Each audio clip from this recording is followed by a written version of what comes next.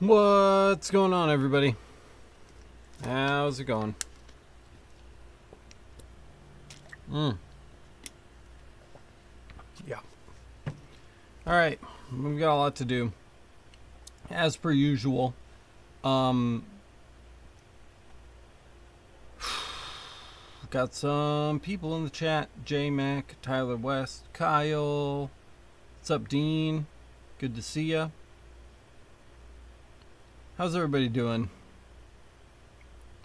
What do you guys want to start with? We can either wrap up our ribbon cutting scissors, or we can work on the photo with the bell. Both have to be done. So whichever one you want to do first is totally up to you. Let me know where you want to start, and we will start there. I've had like 5 Cokes today. We're starting so late. I'm coked out at the moment. I just had my pizza. My pizza came. It was pizza time. Dean says scissors, then bell. We're gonna...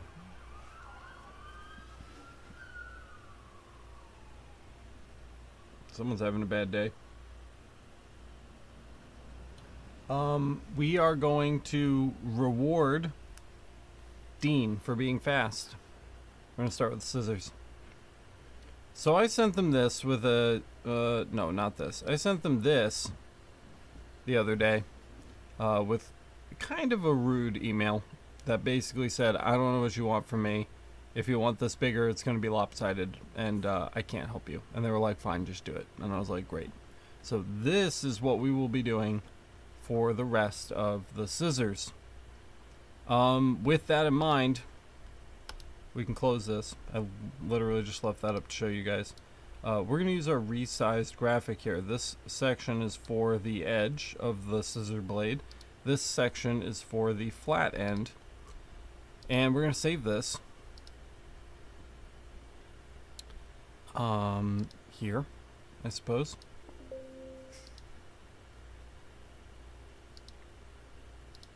As a version 8.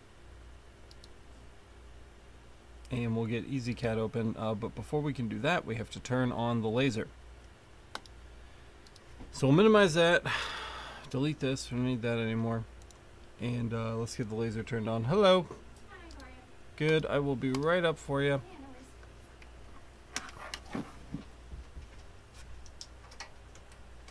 worries. Hi. How are you? Good. How are you? Good. You have some wood. Yes, I do. I like it. Very good. Do you have a design? So I have 2 that I'm eventually going to want to get done, and I don't know if you have like a preference for what you'd rather start with. Okay. So the first one is just this guy. Uh-huh. That register logo. Yep. And then the other one. It's moving very slowly on my phone, so it looks like it's really falling. Okay, that's fair. It's just a high falls Sure. line drawing, but it's a lot more detailed. Yeah, pretty. Great. Both of them are not great. Okay. I have no preference. Okay, then let's get to start. Awesome. Yep, sure. So I can send you that JPEG. Yeah. And then I tried to, because the issue is since I'm using live wood, they're all slightly different sizes, and I don't know how that's going to affect. There'll be a couple bucks more a piece, so that because I'm resizing them in between, but that, Okay. all in all, no issue. Yeah. Okay, I tried to pick ones that are close to the Do same. you want me to just, as far as just the negative space, do you want me to fill the space like all the way up, or do you want my the thought edge? was to just keep it the same and like the same size. On and all of just, them? And, yeah, and just Okay. let there be like on this bottom one. So size it maybe for the smallest one, and Yep. then keep that consistent across? Yep. Okay. That's what I tend to do when I'm actually like working by hand, so I think Sure. You have a size preference on any of these? An No. orientation preference on any of them? no. Okay.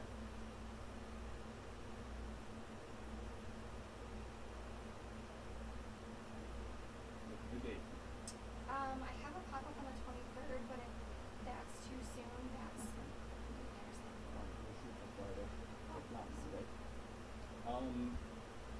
price-wise, just remind me kind of where we landed the last time we chatted, because I don't remember, and I'm sure you do.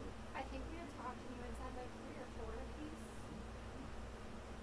But with like the resizing, I understand that it's gonna be. Yeah, no, that should be fine. I think 5 bucks is fine for the lot. We might have to revisit that in the future. That's I fine. was- And in the future, I'm gonna be getting a lot More. at one That's time. kind of what I was Yes. pricing, so Yep. when I was quoting you before, So but that's fine. Like I came in expecting it to be more because I know I'm getting a smaller yeah, amount. yeah, for sure. For now, we should be okay. I have a brand new laser, and I'm really excited to Okay. test out on these. So they'll be a little experimental anyway while we kind of nail that Yeah, down. that's fine. They're going to be really cool though. So this new laser is called a CO2 galvo. So instead of putting it in like a big CNC style machine where it swings back and forth, Great. it uses a really fancy mirror array where it can just kind of like just like carpet bomb it on there, and it like Dang. comes out like super clean. So not only is that faster and more cost effective, Yeah. it's cooler. So Yes, sweet. so we're gonna try that on these, I think, Yeah, and we'll see how absolutely. they come out. At least just at the first one. If it's sketchy and it needs some more work and tuning, we'll do the rest on the gantry, and we can Okay. reapproach that later. That's really where I'd like to take your work in that Yeah, direction. and that's just it. I'm expecting this to kind of be like a rework so we can figure out what's Yeah. gonna work best. So I'm Yep. happy to Okay, cool. So experiment we've got and- 5 pieces today, so I'll put you down for 25, and then, like I said, that pricing is probably fine for larger volumes down the road. Yeah. In the future, if we do smaller volumes, it'll come up a little bit, but Yeah, for today, absolutely. we'll stick with that, because that's what we said, so that's and fine. I'm seriously, I'm fine. Like if you need it to be higher to Yep. like cover your costs, I'm completely fine with I'm that. gonna meet you in the middle today, because we're experimenting. So, Sounds good. um, I'll take it. really quick for me, name, Sure. numbers, so I get the following stuff, same for the things.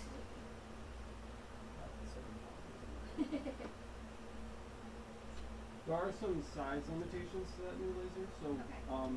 bigger projects that you do will still probably be done on the gantry, but I think you're really gonna love how the galvo works. So. The other thing, just as far as like the burning goes and like the burning color, so the galvo is very, very sharp. So it's like fine point pen instead of Sharpie, you Yep. know? When you do that, you lose a little bit of like the burn, so it's not Okay. so much burn. Do you prefer the burned look? Because I have techniques I can use to get that back if that's something that you want to preserve. Honestly, so I'm differentiating. I'm basically creating a second line of products that we're calling Armstrong 101. Okay. Because it's done by machine, not by hand. Sure. And so I'm fine with it having a different look. Okay. So if Okay, we'll just try wanna it give back. a try, Yeah, let's just see how it looks. So one of Okay. the ways that we can go in the future, just to give you kind of a Sure. heads up, is that I can defocus the laser, and the more I Okay. defocus, the bigger a dot we get. Okay. So that will get us more of a burn than like an etch into the wood. Okay. But you lose some detail because Yeah. again you're kind of moving back towards the Sharpie end of things, Right. if that makes sense. So we'll try one sharp, and we'll Yeah. see how you like sharp, and then the next batch we can do darker and kind of thicker, and see if you're, because I don't want you to lose too much detail in your artwork, Right. because then it's not, you're not being faithful to artwork. So Right. there's a balancing act there. Okay. But again, we can play around with it, and we'll see how it goes. But we'll start sharp, just to Okay. see what you think of that, Yeah, and that we'll sounds move on good to from me. there. Okay? Do you want me to pay now? Oh or no, pay when you later? pick up, when you Okay. pick up, you're all set. And then where can I send that? Just to. Yep, grab the card right there. It's Tina? what's up at MonroeLaserEngraving.com. Perfect. You're good to go. Send that right when I do. All Thank right, you so much. you got it. I'll be right with you. Okay? Are you picking up or dropping off? Dropping off. You got it. 1 second.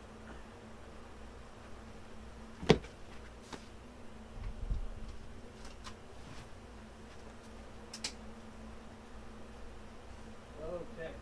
What do you got for me? Another piggy bank. Oh, the piggy banks. That's right. I knew your face looked Another familiar. baby. Another baby. Yep, I like it. One more coming. So. I put one in the display case because I like them so much. Oh, you did? Yeah, they're cute. I just reran your file in there and we stuck it in the case because Where'd you find that? the same place. I just looked up the Oh, you did? supplier from the the Oh, okay. silver store or whatever. Yeah. Yeah, they're so cute. They are cute. All right, another piggy bank. And who's this one for? This is for Reagan. R-E-A-G-A-N? Well, let me just get it out. Mm-hmm. It's a little girl. Oh, Mhm. let's go for that name. That one. Hmm. Let's see.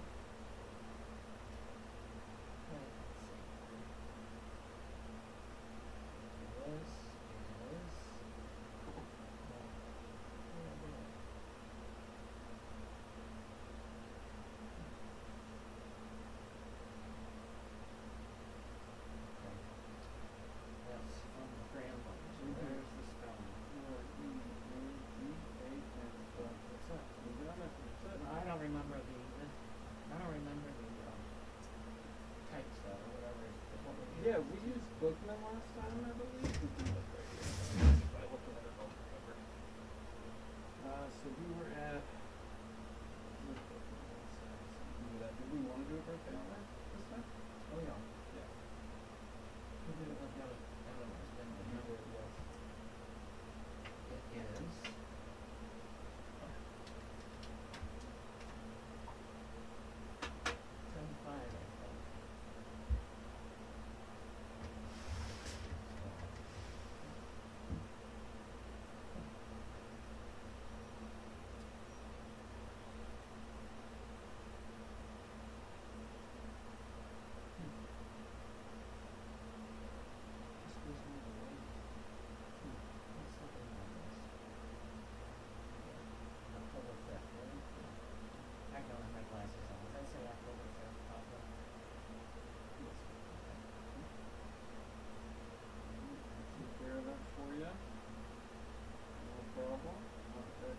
Couple days, okay?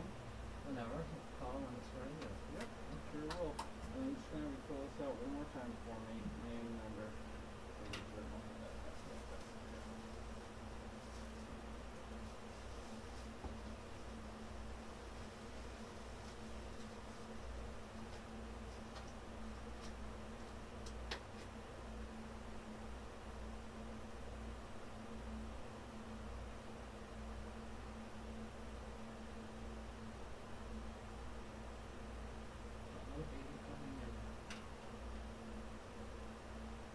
March. Yeah, I'll be back. I've got my own coming. I might have to pick Oh, up a you big do? bank. Yep, couple weeks left. Really? Almost there. What, you the little guy in school is now? Yep, back to school. Yeah. Making his way, doing his thing. Yeah. Yep. Okay, good. Alrighty. Take care. We'll see you soon.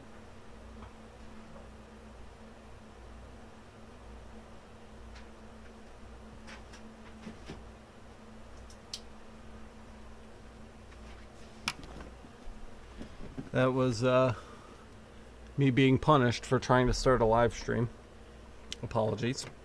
Good to see everybody though. Sky's here. Joseph, what's up, Joseph? Edward. Randy's here. What's up, Randy? I think that's it. So yeah, we finish one job, we get two more. That's just the way. You can't ever catch up. You're not allowed. Mark Cooper's here. Dave Sommers is here. What's up, Dave? So anyway, we were doing the scissors. That's what we were working on. We just got some round, wood blanks, cut disc wood blanks, and a silver or pewter. I'm not really sure which. Silver or pewter piggy bank. So we will be checking that out too. Elo's here. What's up, Elo? So. Let me think. Scissors. Lasers on. We need to open EasyCAD. We get EasyCAD opened up. I just realized you guys couldn't see. I just realized my camera's been up the whole time. You couldn't even see the scissor photo I was showing you. Doesn't really matter. You're going to see them in a second. I want to get all these picked up off my floor anyway. They're just kind of strewn about on my floor right now and it's stressing me out. So, we're going to start with that and then we're going to go do the photos on the bell, which is not going to be super fun, but interesting. Probably a learning experience for you guys. Alright, let's go to import. Let's find our scissors. Shauna. Pennant. Open. Center. Alright, here we go. Desktop mode. So we're just going to use these two boxes here. We're going to line them up with the scissors as best we can. It's not going to be perfect, and I don't really care. I told him, I was like, your scissors are weird. This is a weird shape. It doesn't fit very well the way you want me to do it. And they said, just do it. So that's what we're going to do. So I'm just grouping and hatching these. Standard hatch, nothing special to see here. We're going to now cut our hatches so that we can light our boxes, and we're going to try to go get this over the scissors in a reasonable area. Let's see where our laser cam is. It's all the way over here. Let's bring this back over to the fiber. Our Our laser head is way up from the beer stein yesterday, so we're gonna have to bring that down.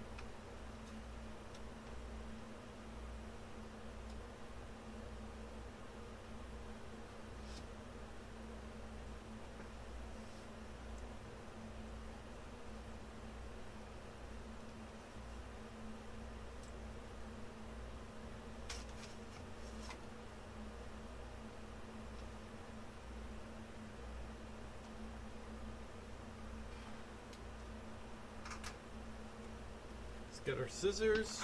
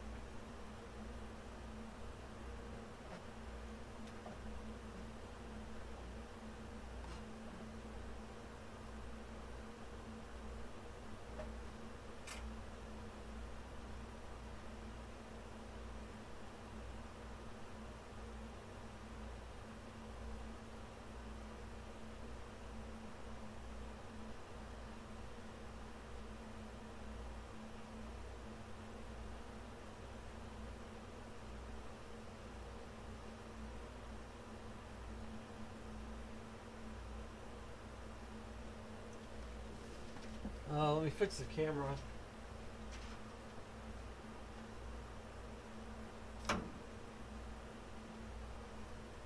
So, as you guys can see here, and we can switch over to the fiber view for a minute. It's not straight. It's completely lopsided, and there's just not a lot we can do about that. This is the way they want it, and that's why we're doing it this way. So I don't want to hear anybody say it's lopsided. I know it's lopsided. I'm following directions. So we need to get our text in here, kind of centered on each box and in some sort of orientation that'll work. I think I have the focus pretty good so that it will do the flat part and the edge, but it's impossible to know. So let's pop back over to EasyCAD and let's drop our stuff in here. We're gonna have to knock it over to the left. It's just not gonna fit in the middle of the knife like that. It's just not. And we can test this by lighting just the text. Oh, God, this is gonna look like shit. Let me go look at it in person.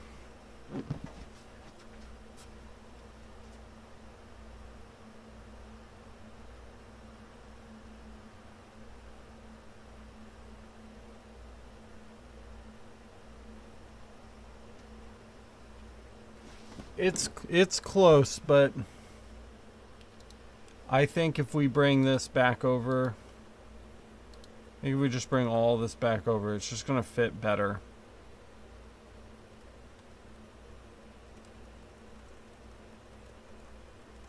What's up, B3? Alright, let's try to light this here. We'll take another look at it. I mean, it's better.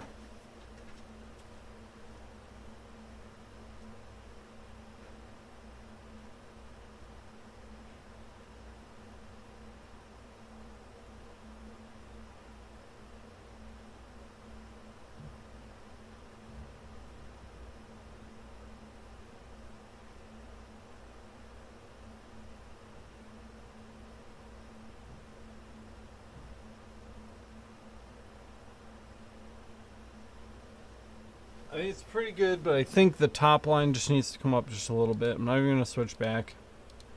I'm just going to do it here and relight it. So that G, the bottom of that G in ingredients is getting a little low.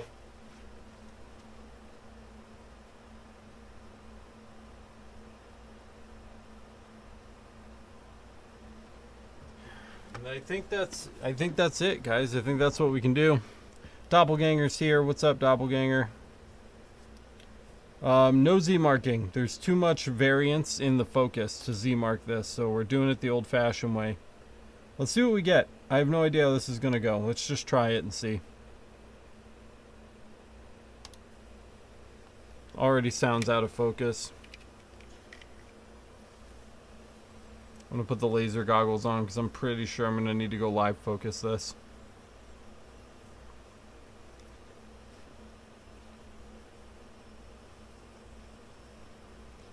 Yeah, I mean, that'd be nice, Joseph, but just, I mean, that's the nature of galvos, you know? The mirrors have to move the beam to all of those locations. It can't be everywhere simultaneously. Alright, I think the whole thing needs to come up in focus. So I'm gonna go try to live focus it.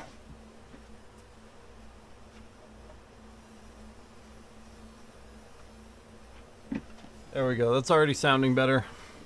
What's up, Lionel? Good to see ya.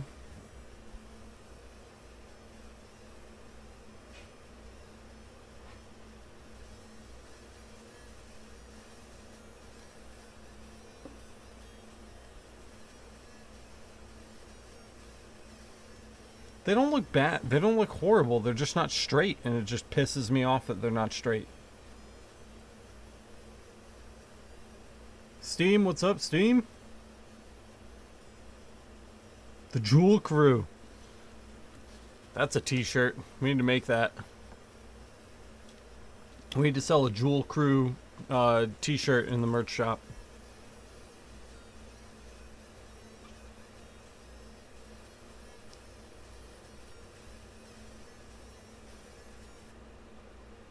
Alright, well, whatever, right? I don't know. Let's anneal it.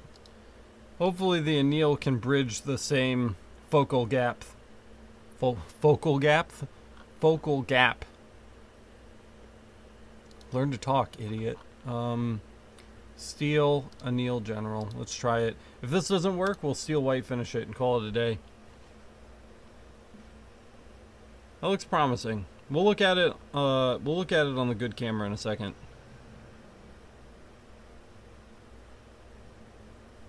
Yeah, don't get too excited. We gotta see that bottom line.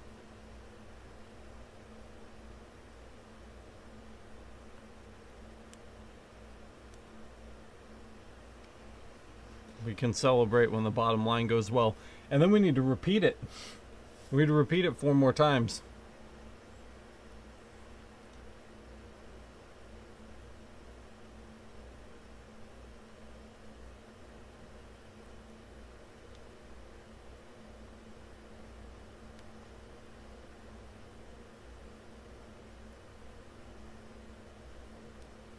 I mean, it looks pretty good.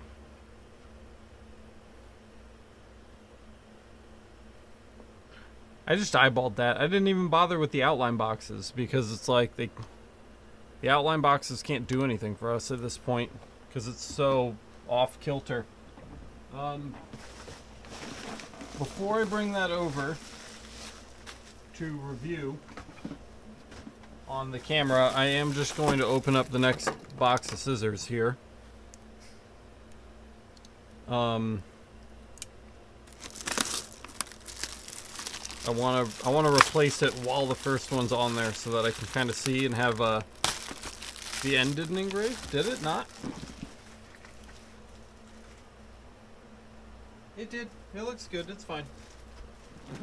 It's fine. I'll show you in a minute. It's just the light coming in from the window. Wow. This is like obnoxious packaging week. They're like, hey, we heard you had a shortage of obnoxious packaging. Alright, we just need one for now. We'll unbox the rest of these while the laser's running. We want the laser running as much as possible today. We have so much to do. Alright, there's an empty box. These all can get unpacked in a minute. I seem to have misjudged how many scissors we have. We're gonna have to do this a lot more. Oops. Okay, so like 8 more times instead of 4.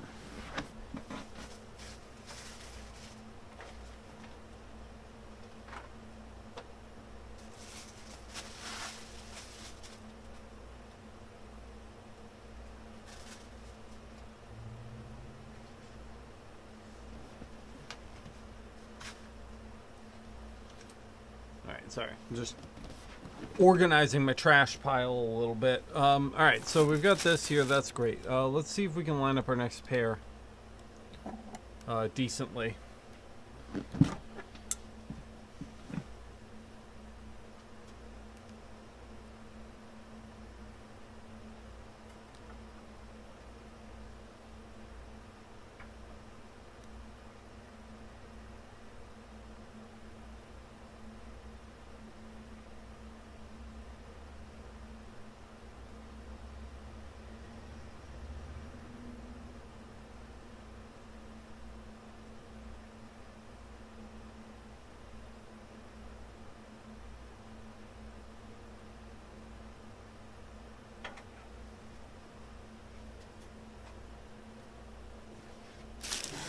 Yeah, it looks fine. Let me grab the oil too. That one looks okay. We'll start running that in a second.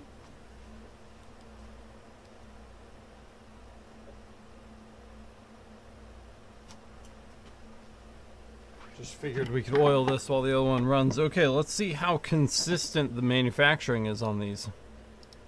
And if it's even going to be in focus. Here we go. Nope, too high again.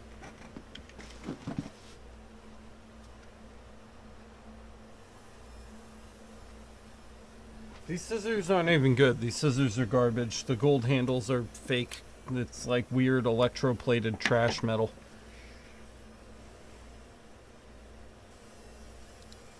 You guys haven't even seen. I've got 2,400 pigtail turners sitting in my hallway right now that all need to be engraved. We're just going to do the dot and scrub method with the oil.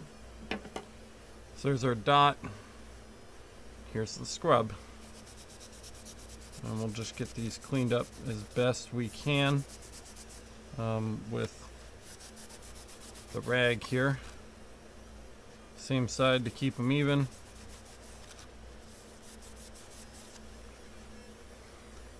They don't look horrible. They're just not straight. Pissing me off. Here you go.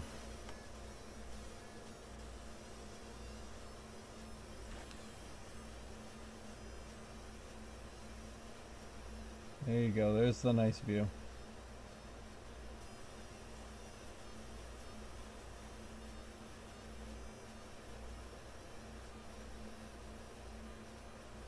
As usual, I'm fighting with the lighting a little bit. Let me get the overhead back on.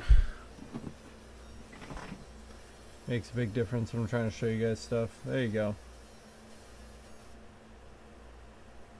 So, not bad, but you see, like, it feels crooked. It just doesn't feel right. And there's not much we can do about that. It's just, that's kind of just the way it is. So,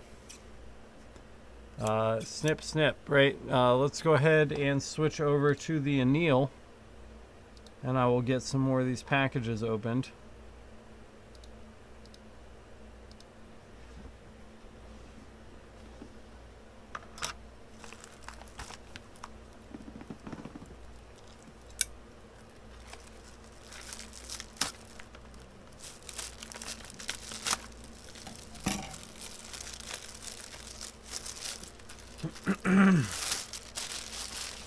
I mean, no matter the reason, they still look crooked. Even if they're not crooked, they look crooked.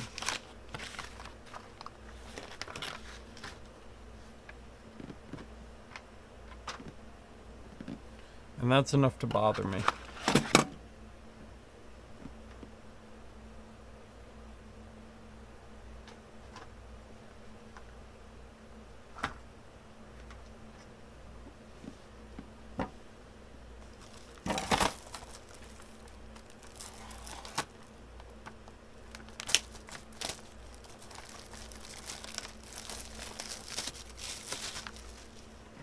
Alright, there's number 2 done. We're just gonna rock through these.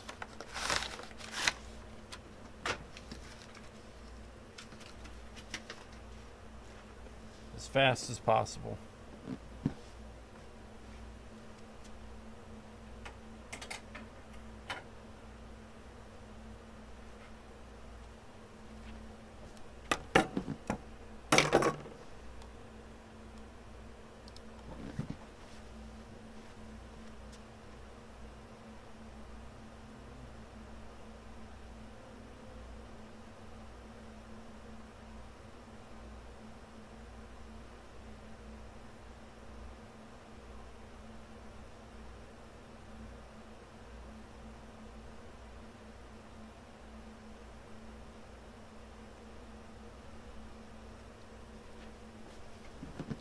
Nothing. Yeah, no, my suspicions are completely accurate. Nothing about these is consistent in any way.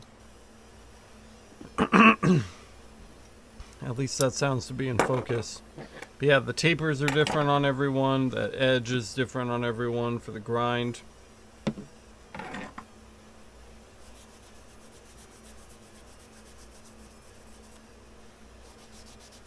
We're just going to get it done so we can move on to bigger and better things. We've got more stuff to do today. It's not scissor day.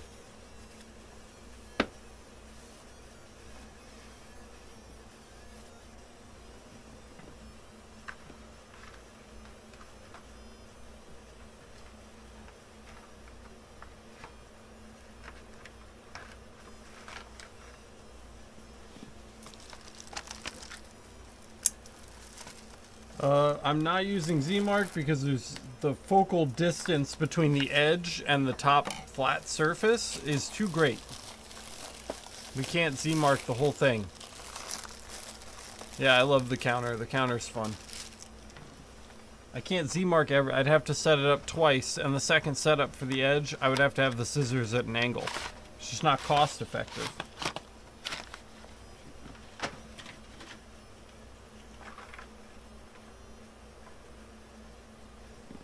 It's just not a cost-effective way to handle this. Yeah, I'm not trying to set these up at like a 45-degree angle to Z-mark the edge of the blade. That'd just be a gigantic waste of time. I'd have to charge them 5 times more for the same job. Steel anneal. All right, here we go.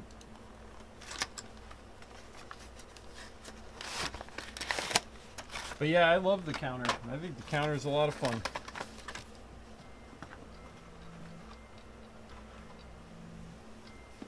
Oh my God, with the phone today. Yeah, this is why it took so long to start the live stream, because the phone just would not stop ringing. Monroe Laser, this is Alex. How can I help you? Hi, Alex. This is Shauna. I'm just making sure you received my email. Which one? Oh, the confirmation on the scissors? Yeah. Yep. I'm working on them right now. They're going to be done today. We close at 5. I might be here a little later than that. When do you need me to be here? Yeah, sure. You can get them in the morning. Usually get here around 8. Sounds great. Then I'll see you tomorrow around 8. You got it. Bye.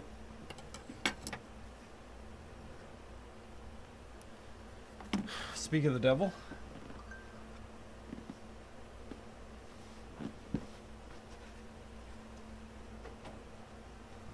Oh my God.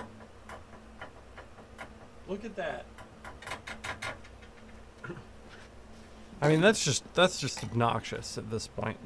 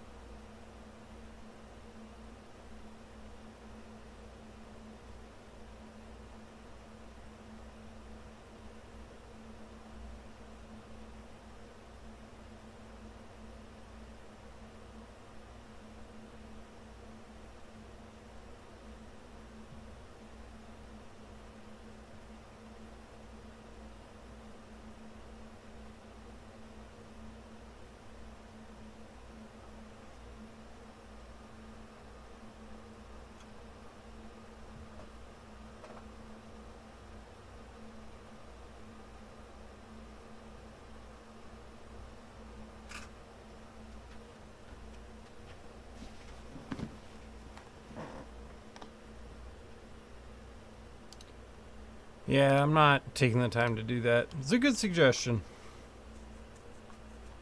If I felt more invested in this, I probably would, but you know, here we are. We're gonna keep moving along. Very good suggestion, though, Elo.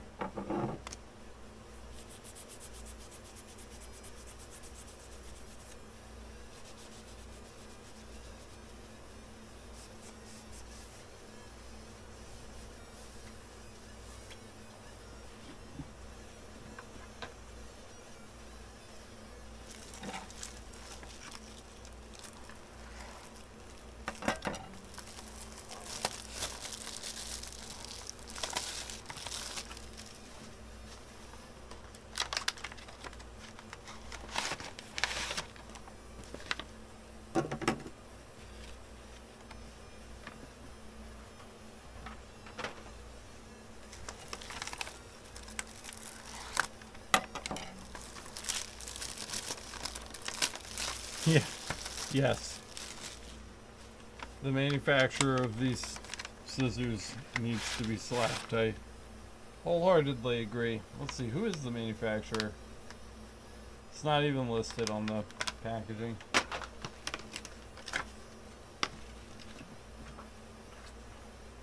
They're just like, good luck, LOL. Have fun with that.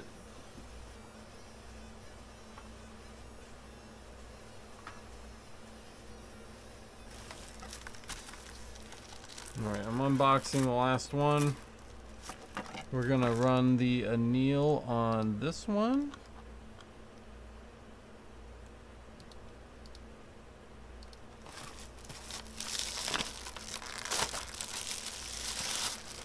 The 10-year-old kid that assembled them did have a rough day. It's not his fault, okay? That's fair.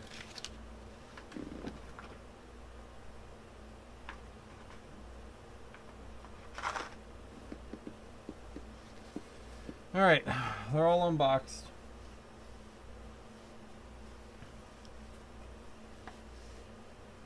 Yeah, no, there's no way to jig these. That's not happening.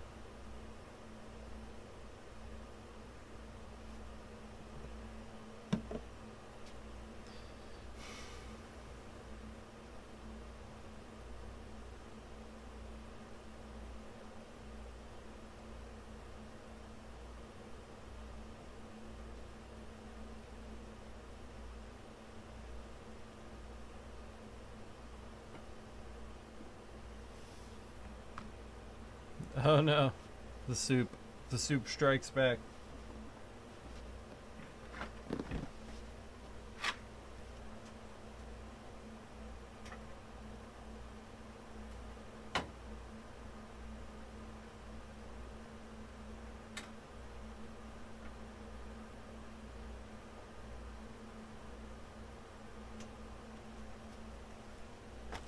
Each one, you can't see it, but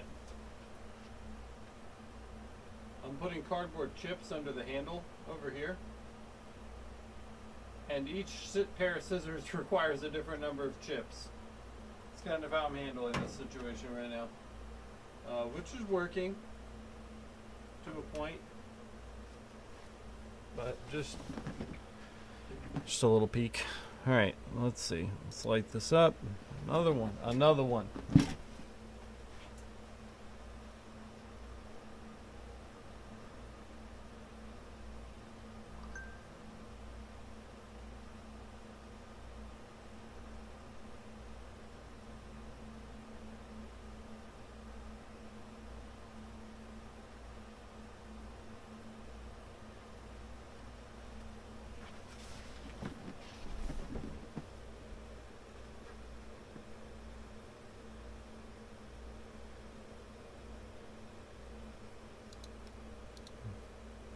Alright, let's see how we do on focus.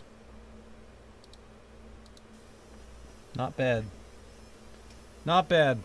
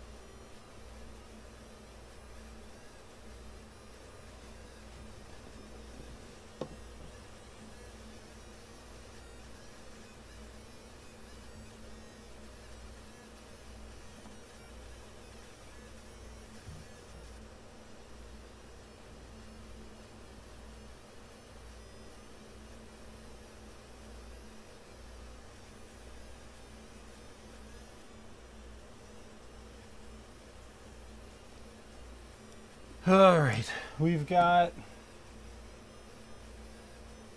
4 left after this.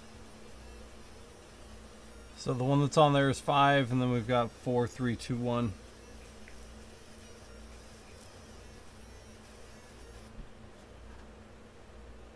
These are going quick. They take about a minute and a half each. A little longer than that, including the anneal. So maybe 2 minutes apiece. So we're locked into this for another 8 to 12 minutes.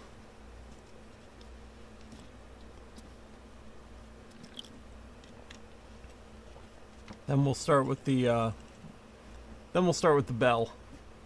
The photo on the bell. It's coming right up.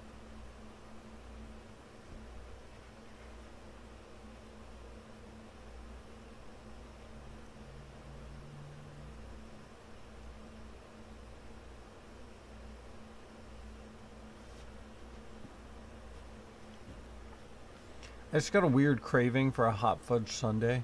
Kind of want a hot fudge sundae. It's a weird craving.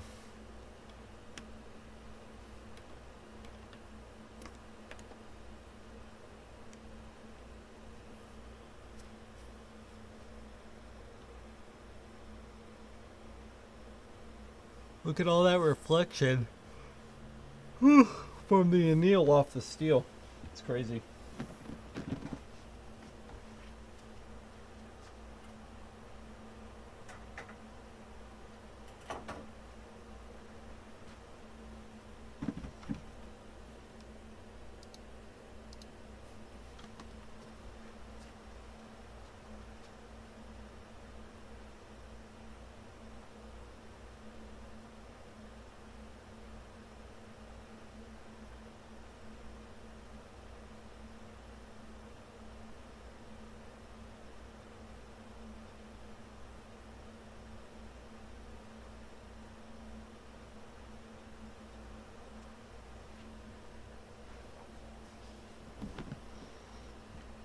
Yeah, that'd be a good design. I ate too much pizza. I ate like 5 slices of pizza.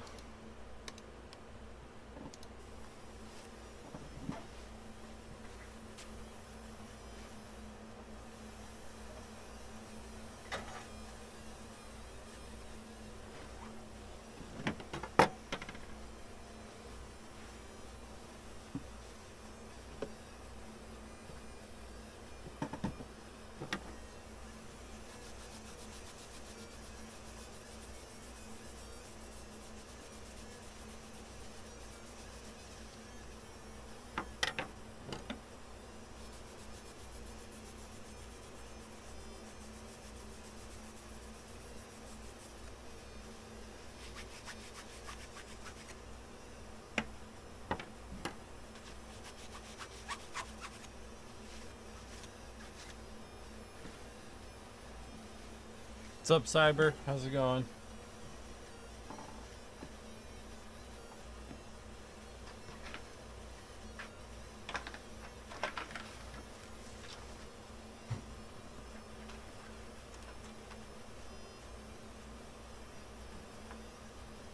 All right, three left after this one.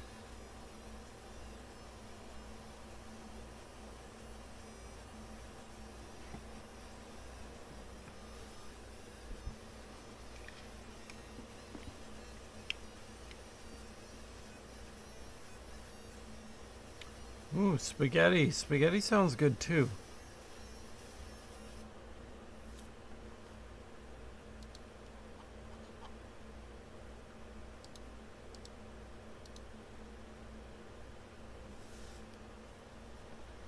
I'm always hungry. Do I have a tapeworm?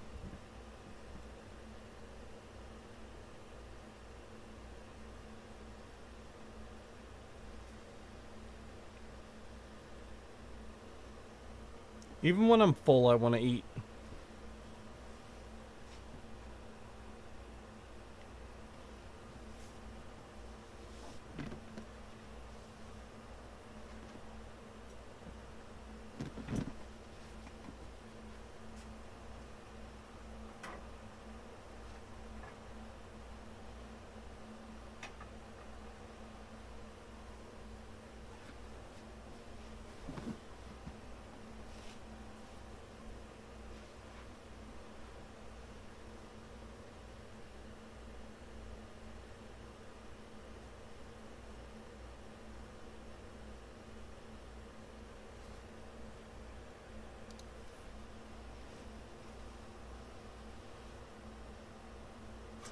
Teen.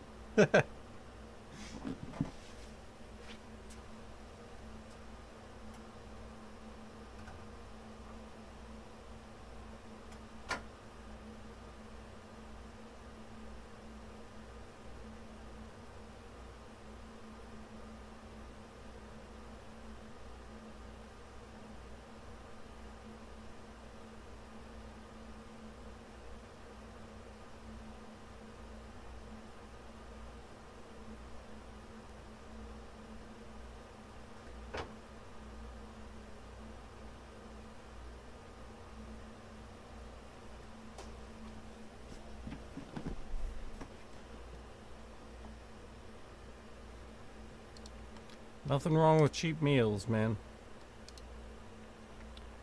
My favorite meal that my wife cooks is shepherd's pie. She makes a mean shepherd's pie, and it's like 50 servings, and it's like $15 to make.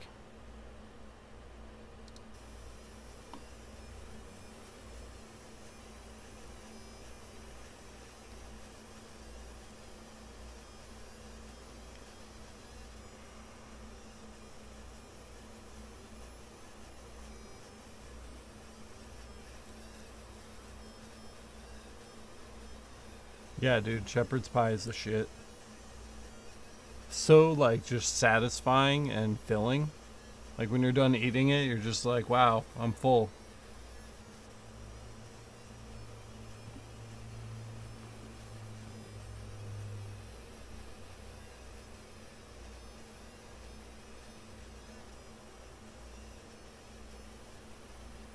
Alright, there's 22 of you watching. Who hasn't smashed the like button? No, never mind. This isn't public. Oh my god, it is public.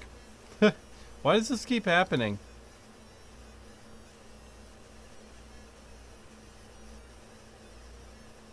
Kind of starting to piss me off.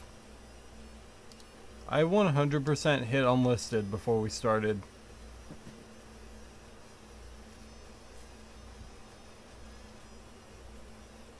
Well, if you're not already a member of the Laser Master Academy, welcome.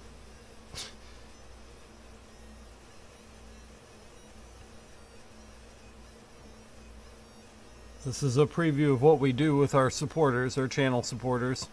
Who in the chat isn't already a channel supporter? That's what I want to know. Who's watching this right now that snuck in under the radar?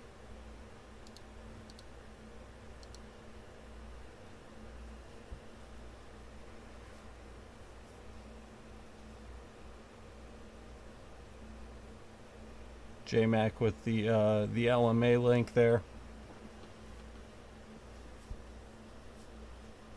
Sign up, bro. It's time to be a part of the best laser community on the planet.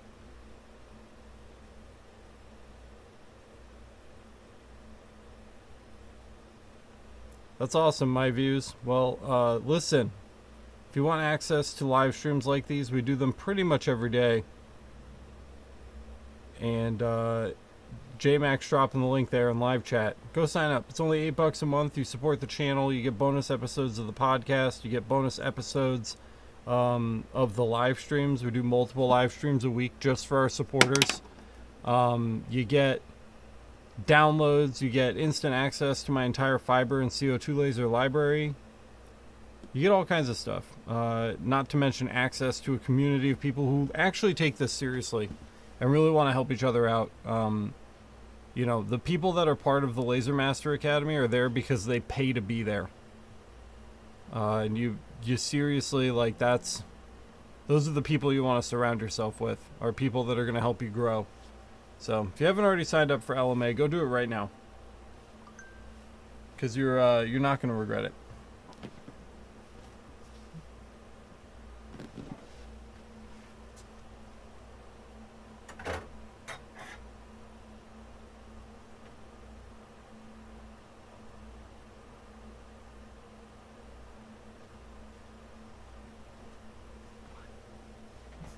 I mean, a big thing that people don't understand is that you get the backlogs, too. You get access to the backlogs.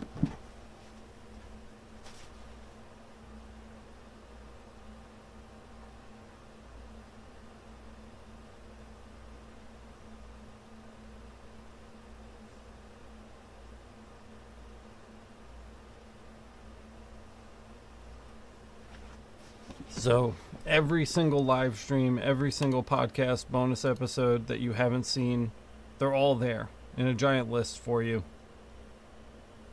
ready to watch, which is pretty cool.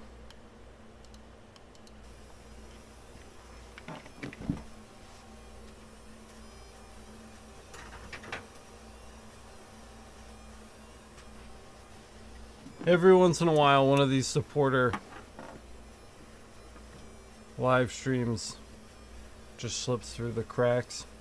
James is asking, quick question, why are you doing, I am doing 2 separate hatches, because I don't like crosshatch. I don't trust EasyCAD to do anything automatically that I can easily do manually. I'd rather see it there, I'd rather see my setting. I'd rather set it myself by hand. Like if I can do it manually without too much fuss, without a big loss in time, I will just do it manually. That's why. There's no good reason. I just don't like it.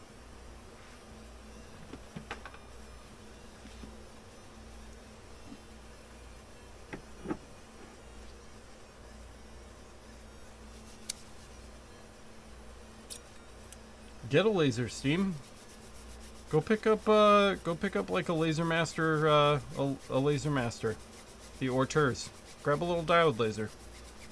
We have diode laser content coming to the channel really soon.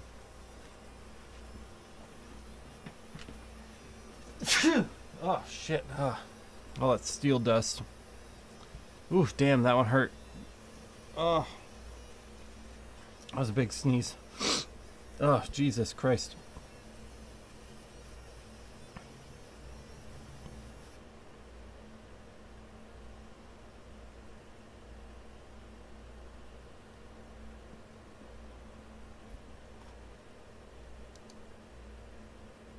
Oh, EasyCAD's freezing. EasyCAD is freezing. We're stuck. Oh, okay, snap back.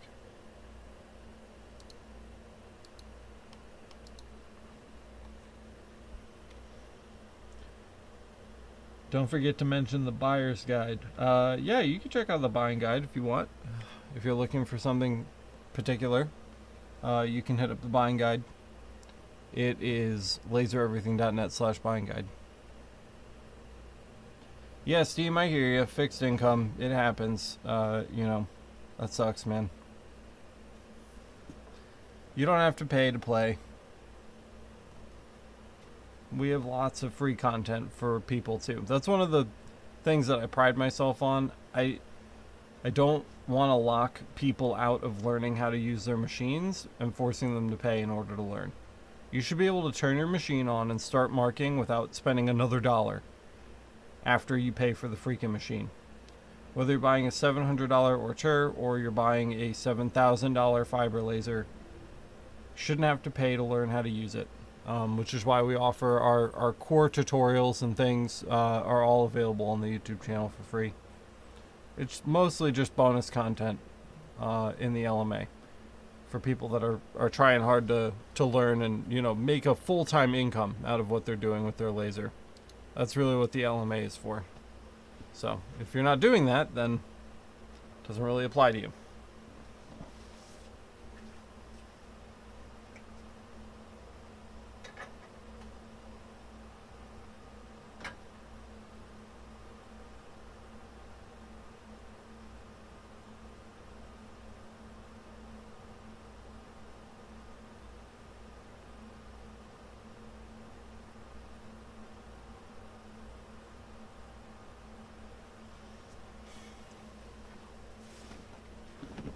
Alright, last pair. This is it.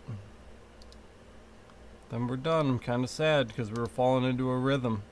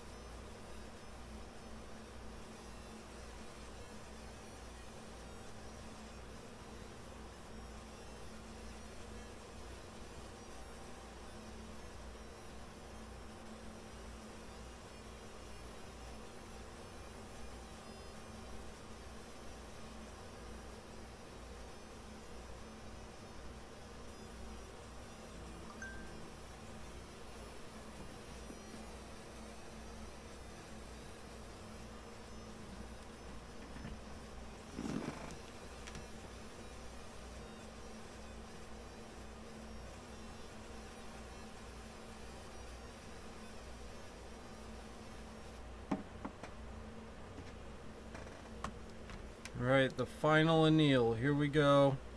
Then we're moving on to photos on the metal bell. That'll be next.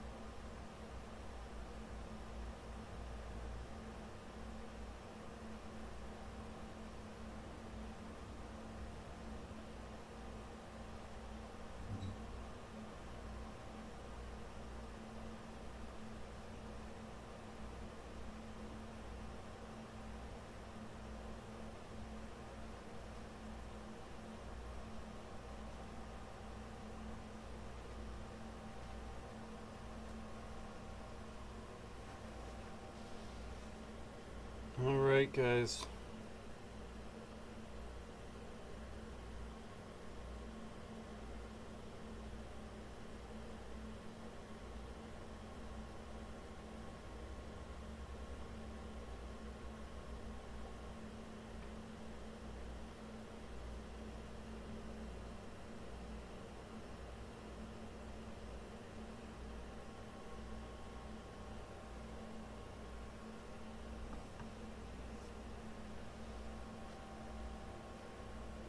Okay.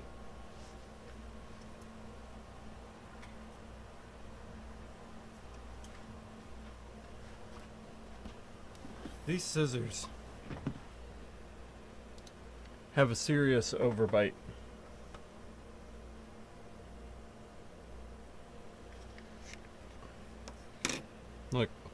Look what.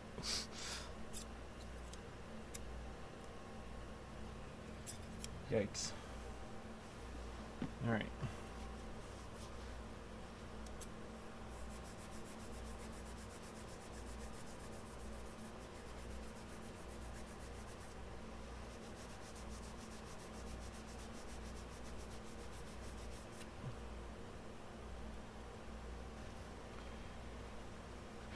Where are the scissors made in? Like, what country?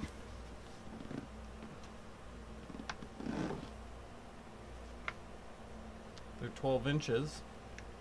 They're reliable quality, easy to use, and selected materials. They're aluminum alloy. That's not even accurate. They're steel. It doesn't say. I'm assuming China. It legit doesn't say. Alright. Just gotta get these packaged up. I can't leave this sitting all over the floor. So let me pack these back up. And then we'll move on to the bell and the photo bell. Yeah, maybe. It doesn't feel like aluminum. It feels like pot metal. But that's just me.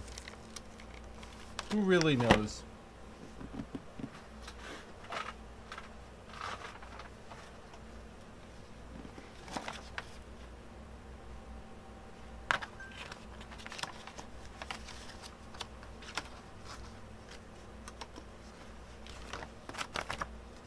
I'm getting so many Laser Master Academy notifications right now. My phone's just blip, blip, blip, blip.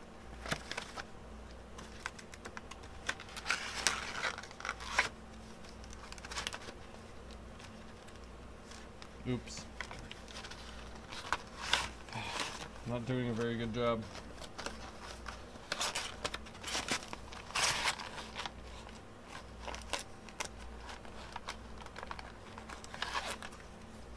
So like signups, signups, posts on or comments on articles that I've posted to the site. The chat room, I have all my notifications turned on because it's the community you guys pay to be a part of. So unlike the Discord where the vast majority of my notifications are silent, on the LMA I leave the notifications on. So I get notified about pretty much everything that goes on inside.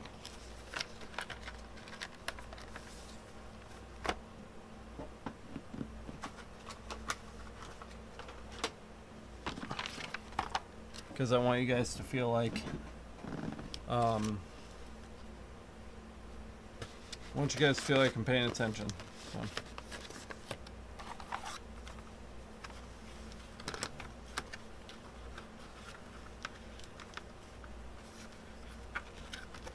My back hurts. I've been trying to do a better job like sitting up. Like actually letting the chair support me. It's so hard not to lean over. I have to make a conscious effort.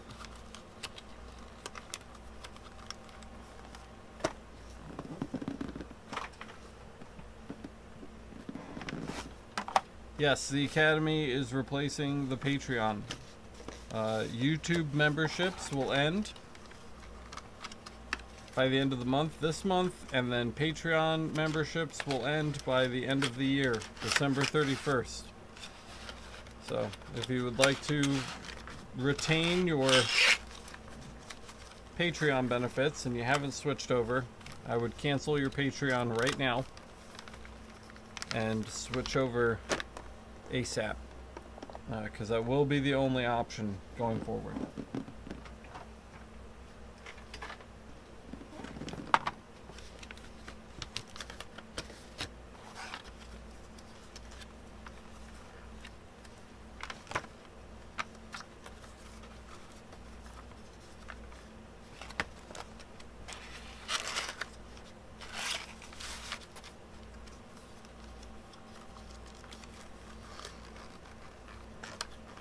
I'm sure they would find a way to muck it up. Careful what you wish for.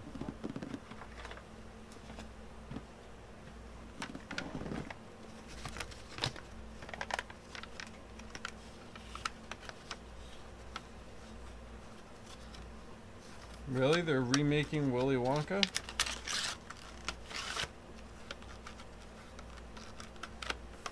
I haven't seen anything about that yet.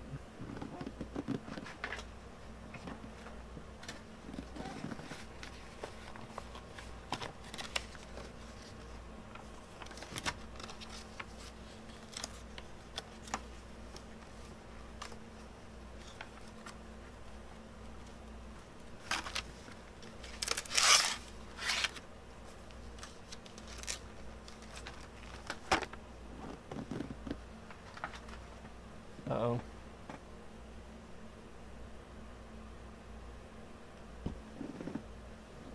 I think I'm short a box.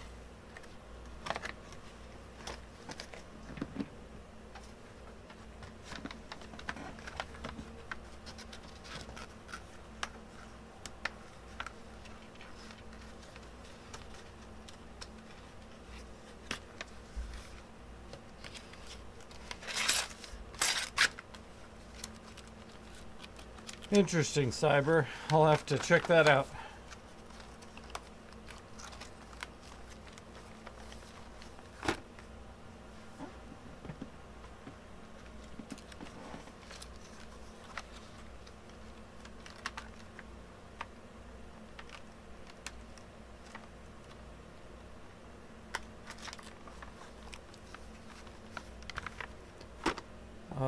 I have two coming from Orcher. We have a Laser Master 2 Pro and their new one, the Alfaro Laser 1, which is like they're like super entry level, super affordable style diode laser.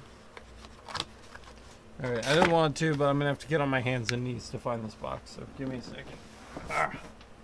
Alright, where'd you go?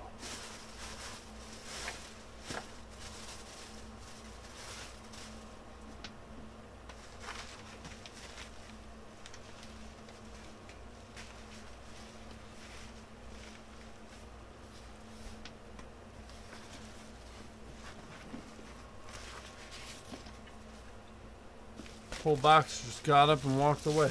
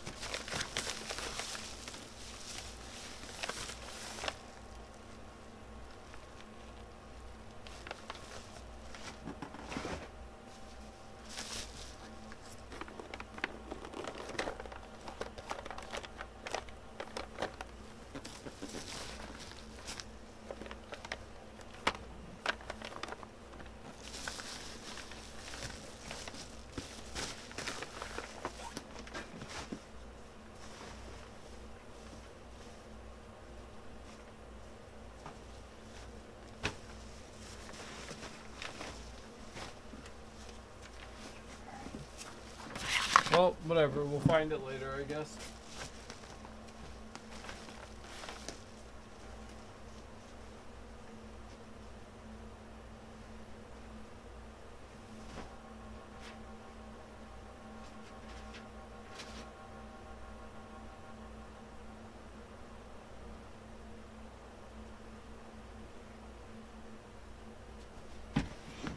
Okay.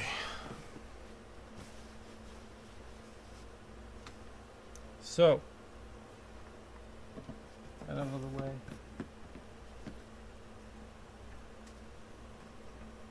Literally, like right behind the camera over here, I just have like a giant pile of trash. I'm really bothered by the fact that I don't know where the final box for the scissors went, but it just seems to be gone. Nope, I found it. 1 second.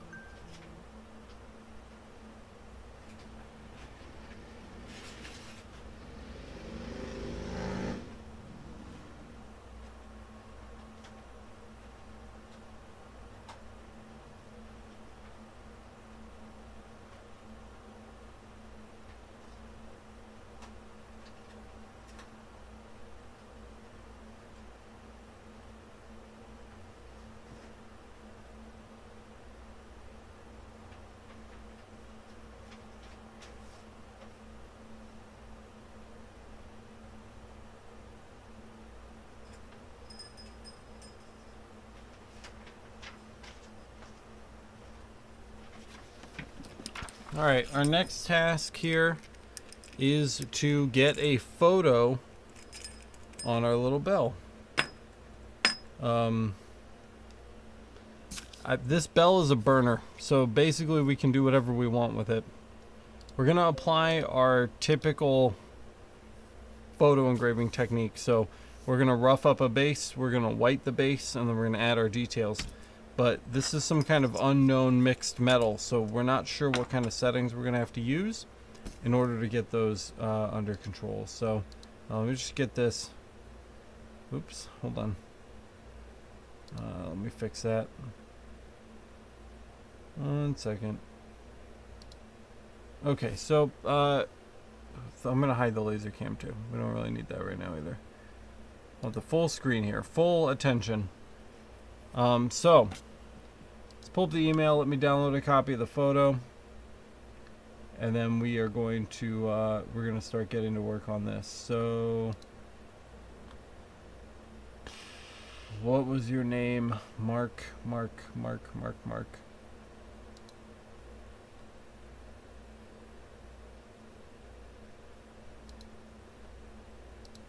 So here's the photo. And it's, you know, at first it was confusing because it's like, do they just want the photo he's holding, or do they want the whole thing? Turns out they want the whole thing. So we need to include as much of him and the photo he's holding as possible. I think we're going to cut him off at the waist. We're going to remove this bottle. We're going to remove the couch and all the background. So that's the goal right now. Obviously, we're going to need some Photoshop. We're also going to need to save this file to the desktop. It's not going to be enough to just open it out of the email, so let's get that saved and bring it in here. And the first thing I want to do, I don't like working in 72 dpi when I'm trying to do detail work like this. There's just not enough pixels. It's not enough pixels, and the computer can't tell the difference between the edges. So we're going to blow it up a little bit to give us a little more room to work.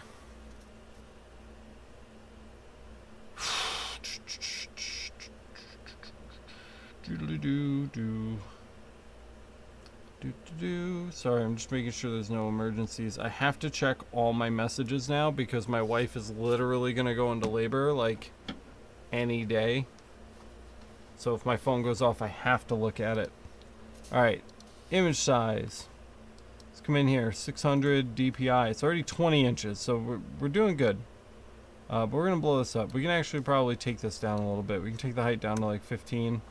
No, not 150, 15. And this should give us a decent number of pixels to work with. We'll just let this do its thing. It's going to take a minute.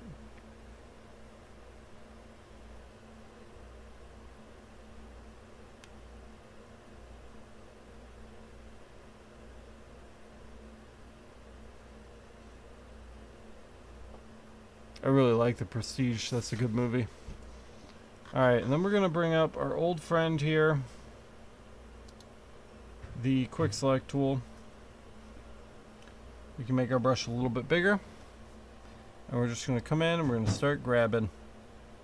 We're just going to work our way around. We want it to look natural, but not too soft. So, just going to stick to the general hairline. We'll come in and clean that up in a minute. The Quick Select tool works much better when you have a wider selection of pixels. As you can see, like kind of here in the boundary of the chair, it's not doing so well on this border. But if we just go back in with Alt and T-shape what we're looking for, it's going to make those corrections really fast. Same thing right here. You can just come along the shoulder line and it's just going to snap down exactly where it needs to go. We can cut some of that out. And that's looking pretty good. Same thing, we're just going to kind of move through here. Deselecting what we don't want and adding selections of what we do want. And as you go with the Quick Select tool, the Quick Select tool gets better at recognizing what exactly you're looking for, which is nice. This is a really big image and my computer's like, what are you doing to me?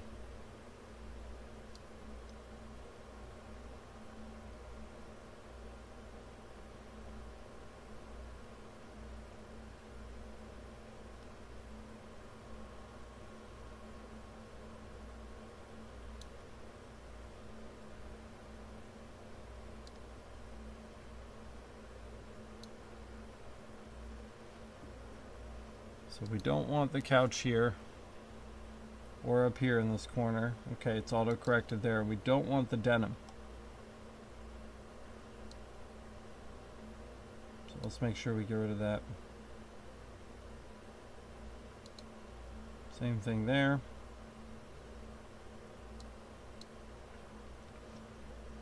And then we just need to come through. We need to make sure we select this photo here.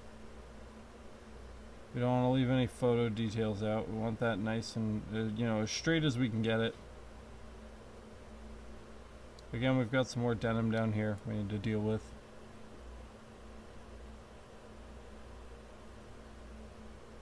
I specify, I overdo the DPI in software when we're in like Photoshop or whatever.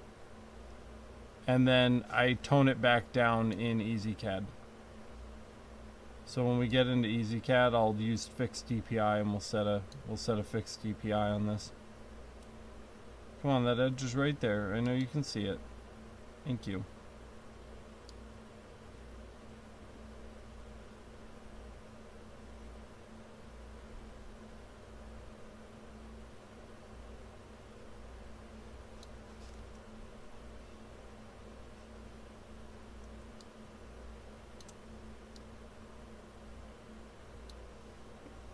So now you can see it's no longer confusing his shirt for the couch. It knows what we're looking for because we've taught it what we're looking for. There's a couple small details in here we need to clean up, but for the most part it's pretty smart. Don't forget small details like the top of the book there. And that looks pretty good. So this is a fairly good shape to sit on our bell. We could include this little bit of jacket over here. I don't know how much of a difference this is going to make, but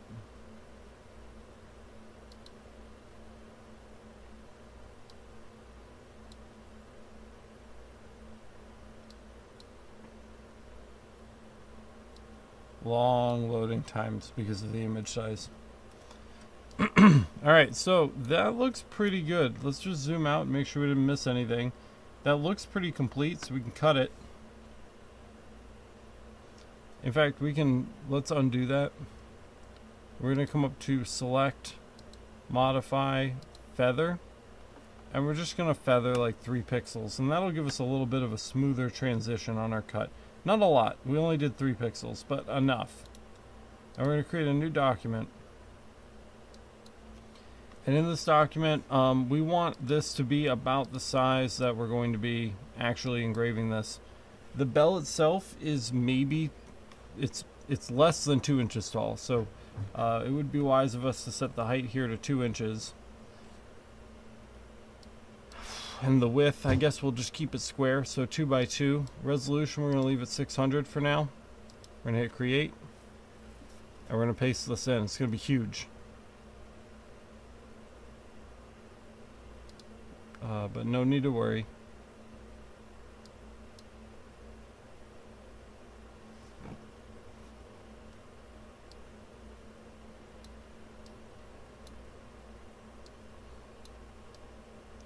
We're going to make quick work of rescaling this here.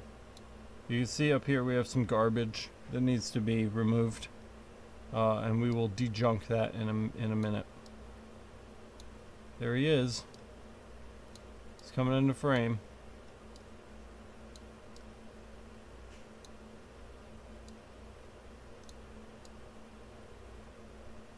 And there's our man, right? So, good start. We're nearly done. Let's just fill the frame with him here.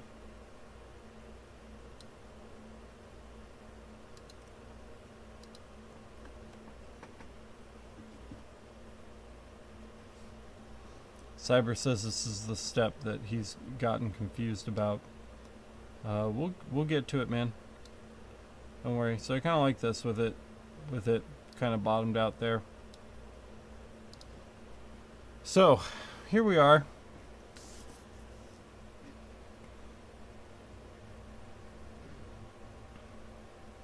But you have to specify the exact dimensions of the image in AI Inkscape before putting it in EasyCAD, right? No, it just needs to be close. It just needs to be close so we don't get any weird pixel action.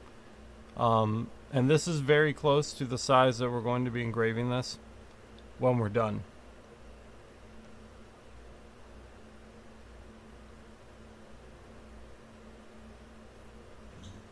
So what we're going to do now is image, mode, and grayscale.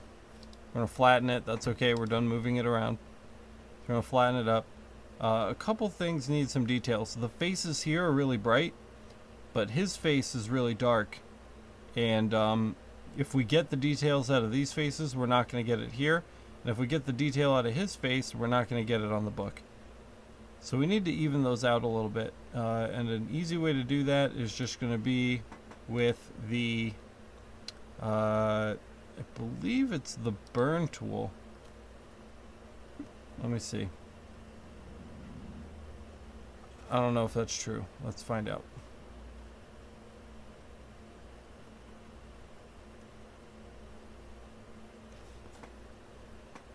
Actually, I can't see the burn tool at the moment. That's okay. We'll just use the paintbrush.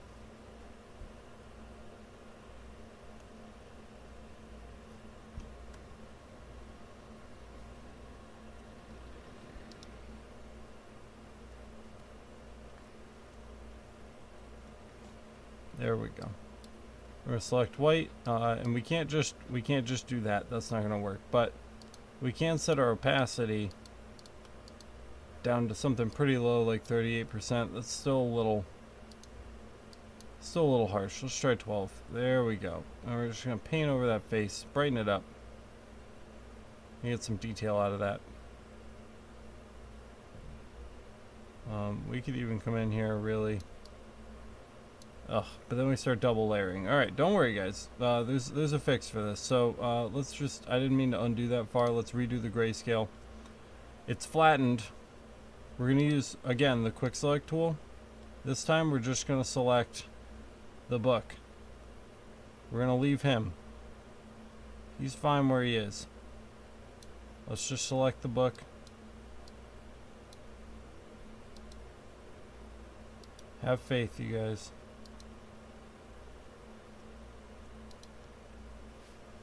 And we're gonna cut the book out. Literally gonna cut it out. And we're gonna paste it back in. And we're gonna position it where we want it. So right about there. Then we're gonna come back to background. We're gonna come into brightness and contrast, and we're gonna turn the brightness way up on him. Now you can see we're changing him. The book is staying about the same. We'll go ahead and raise the contrast on him too a little bit, just to get him prepared. And this looks much better. This is looking pretty good right here. So we'll go ahead and save this as a JPEG.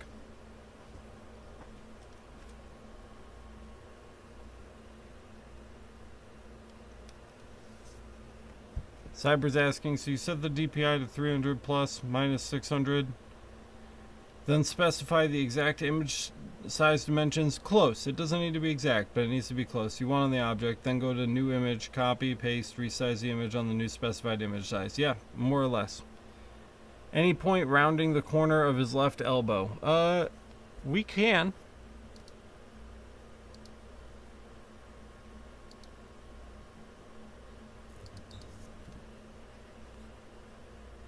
If you go too hard with the rounding and stuff, so let's flatten this again so we can use our eraser.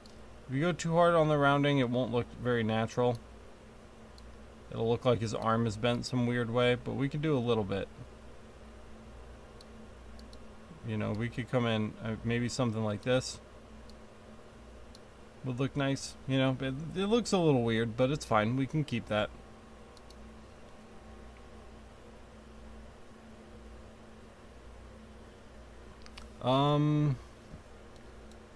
Would I change the gamma instead of brightness and contrast? I don't think EasyCAD really cares how you go about it, you know, because we're not, at the end of the day, we're engraving it. So I don't think EasyCAD really gives a shit. That might work well for digital applications. It might make more of a difference, but here in EasyCAD, that should be acceptable the way that we've done it. Let's go ahead and get that open. This is the way I've always done it. It seems to work for me, so.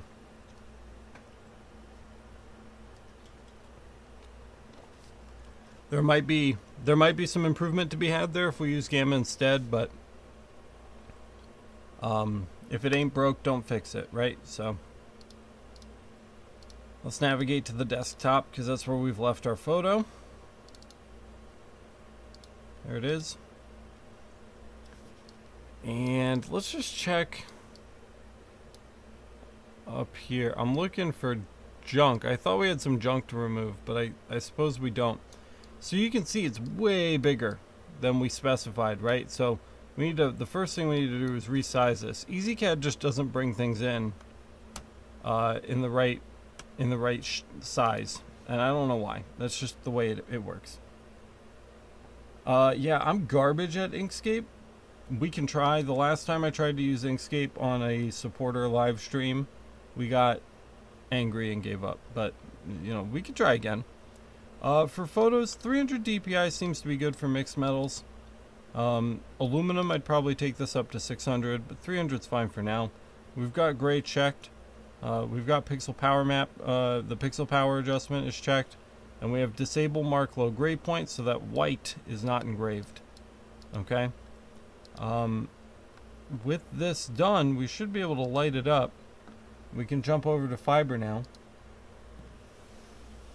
and try to line up our bell in a reasonable way. I think how we're going to tackle this is I think we're going to end up going with the, as usual, I think we're going to end up going with the pan of ice. So I'm gonna grab the pan of ice and we're gonna try to rig this up.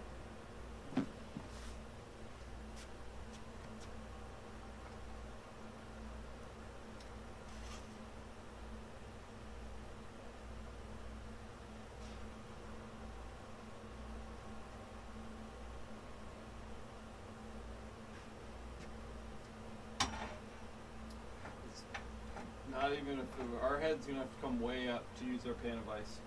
But that's fine. We are prepared for this.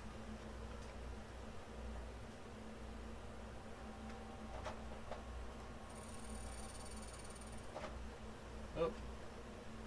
I'm engraving my pan of ice because I stepped on the pedal. Don't step on your pedals, people.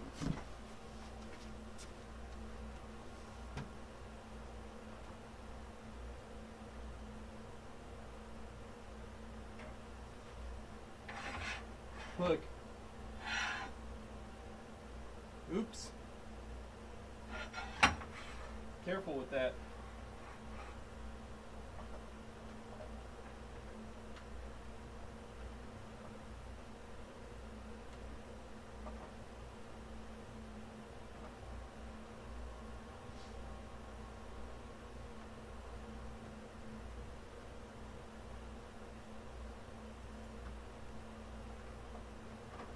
Alright, that should be a decent start.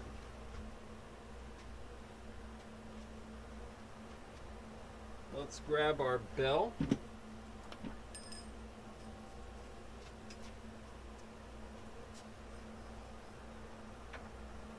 We've got this nice flat piece right here.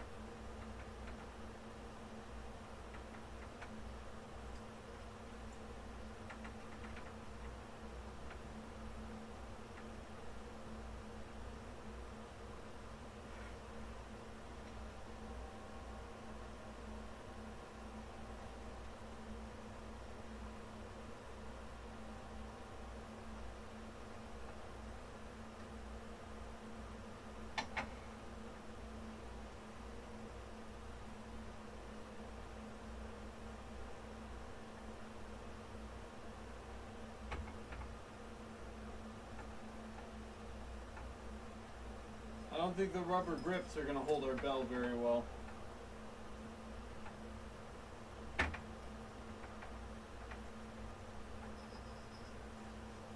So instead we're going to go for the Pan of Ice Junior because it's got the plastic grips. So we're going to go for that instead.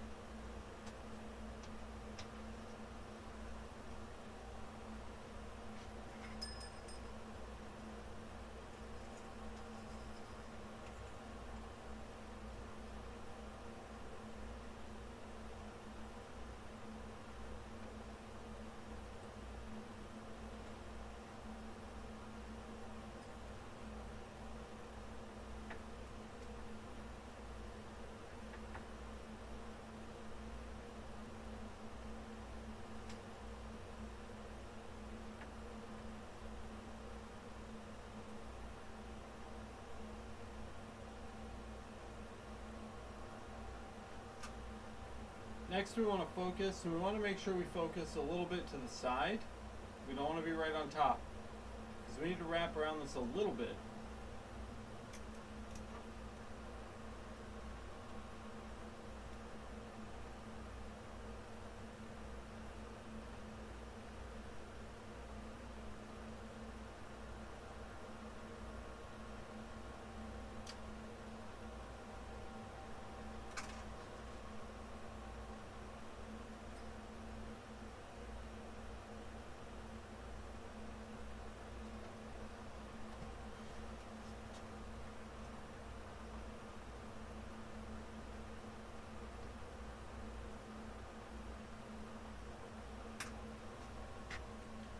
And we want to start as level as possible and as focused as possible, and we're really close right now. Size wise, I think we're off. 2 inches is going to be way too big, so let's go ahead and remeasure. I think probably like 1 inch by 1 inch is what we're going to get away with. In fact, since we're doing a burner bell, we'll just go ahead and start with that. We're going to do 25.4 millimeters on the height and the width. 25.4 millimeters. And let's light that box up so we can see what that looks like.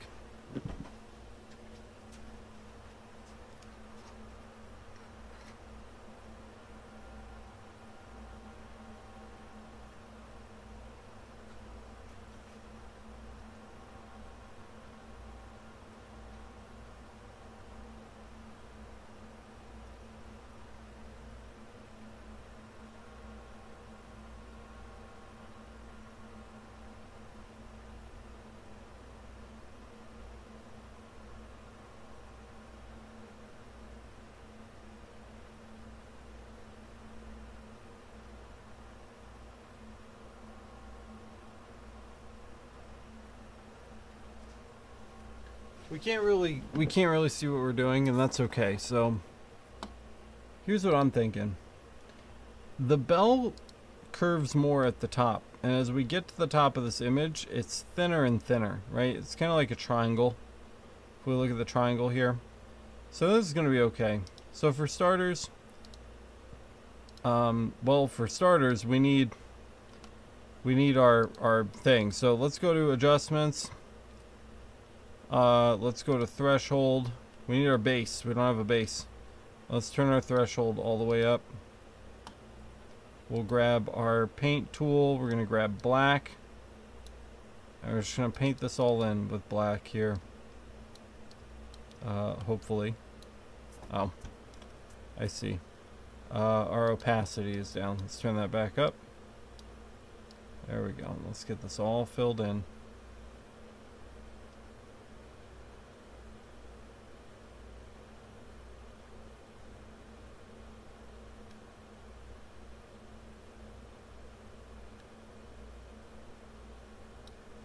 We can't forget our base. We need our base. File, save as. We'll call it base.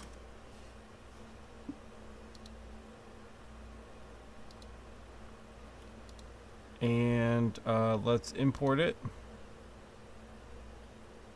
Wrong import. We need raster. Here's the base. We're going to hit C to center. Then we're going to set this to the same size, 25.4 by 25.4. So there's the base. We can cut the detail. We're going to run the base twice. Once just to get kind of like a basic matte down, and then we'll run the steel white finish to whiten up where our details want to go.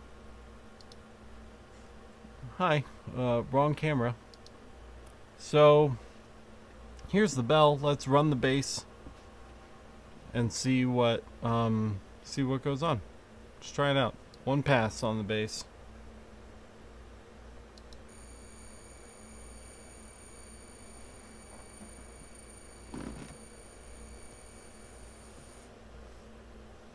Well, that was something. Maybe a couple passes of that, but it looks like it's on the bell pretty well, which is nice. Let's try a few more passes though.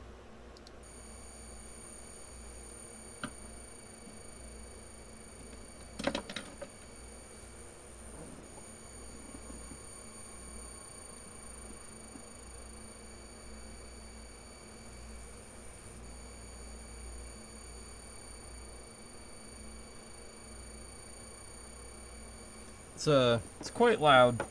Not that I should be surprised. It's a bell after all, but here we are.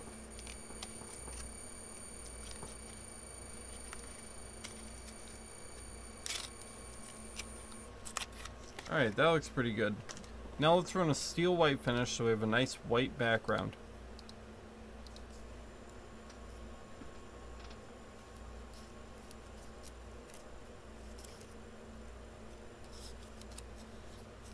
No, I can't smell this at all. So that looks pretty good. Next thing we're going to do is hop over to EasyCAD.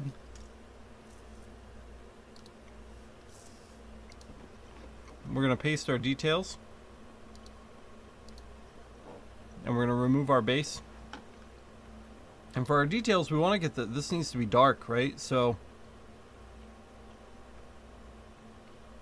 I don't know, we can try the steel general just for kicks. If the steel general doesn't work, we can move to maybe like a Z mark style mark, or even the brass black deep if we feel like we have to do that. But let's start, might even try the anneal. That could be interesting. Let's try that first. That'll be the easiest thing to go over if we don't like it.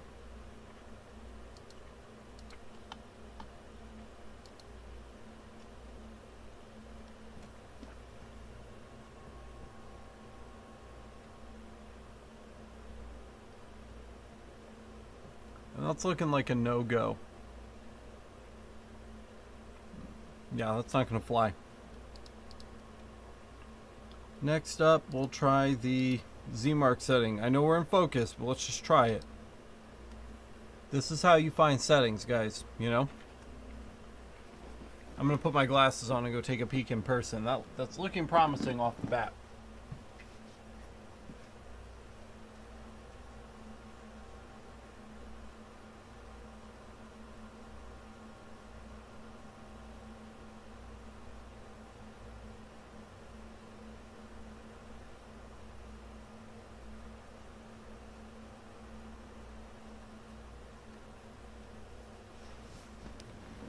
So far, so good. That's looking really good. We'll just have to go ahead and let it get finished.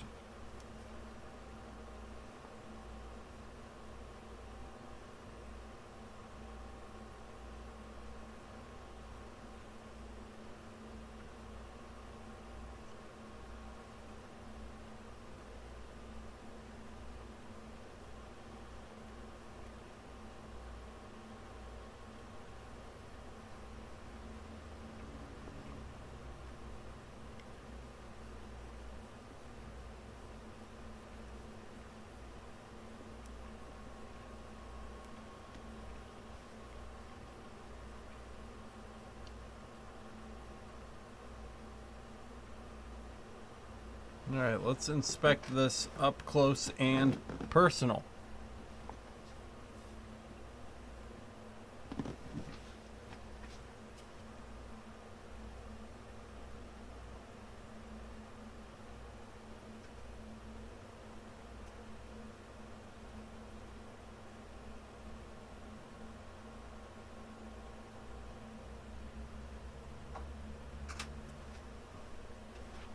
The action on this photo is really up towards the center, so I've refocused us just a little bit closer to the center. I don't think Z-mark's going to do it.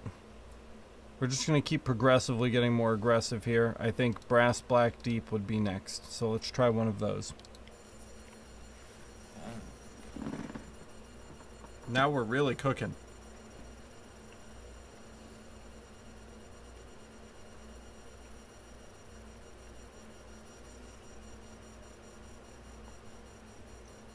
Ooh, baby.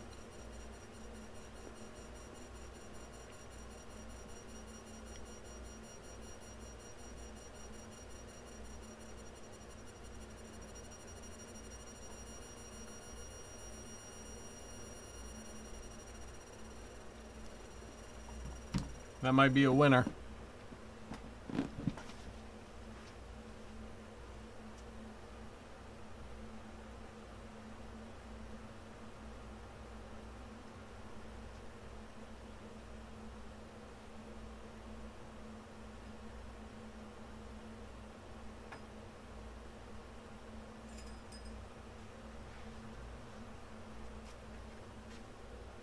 think we have a winner.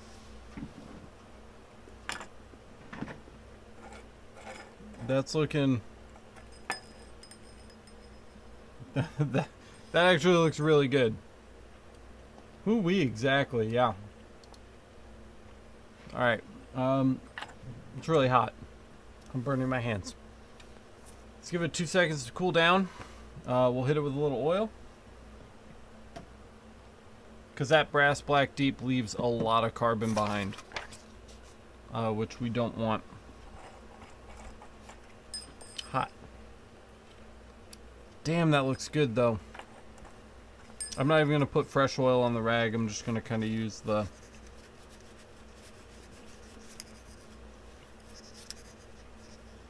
This looks really good.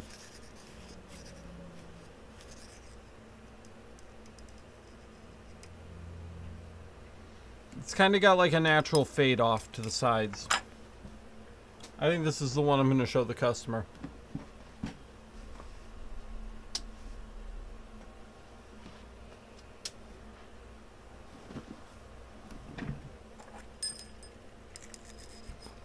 It may not be a burner bell.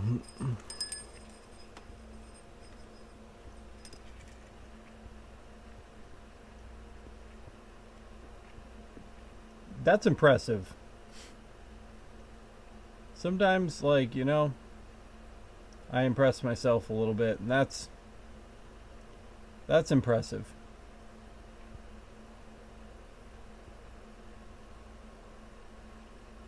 I mean, it drops off on the sides, but like it's a freaking bell, you know? Like, what do you want from me? If anything, I might go in with the eraser and just kind of smooth out that bottom. But I'm pretty pleased with it. No, I do not mind saying myself. I bust my ass at work. Pretty cool. Pretty cool little piece right there.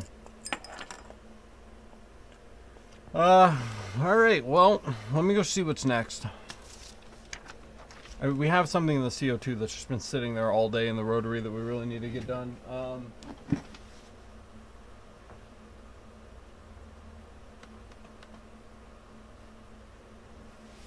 Yeah, so we have that CO2 rotary job.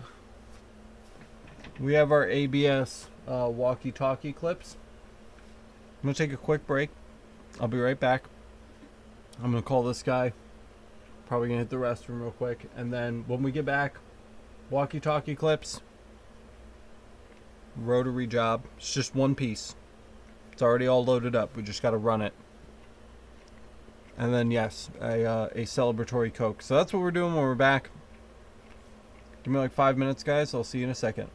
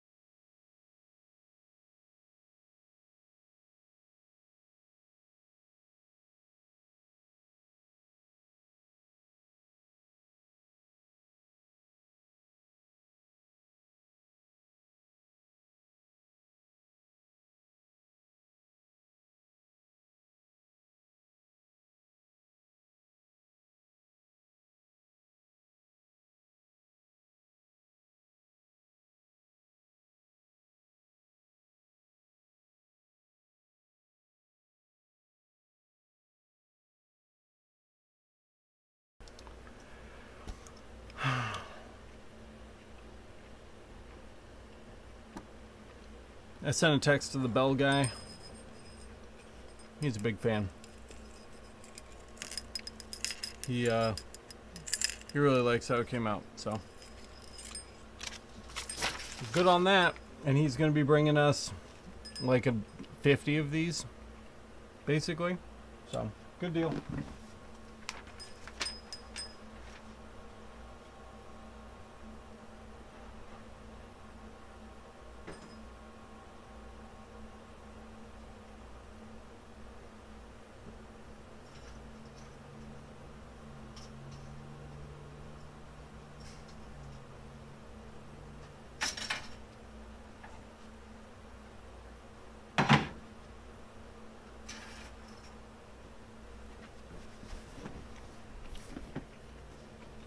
Next up, we've got these ABS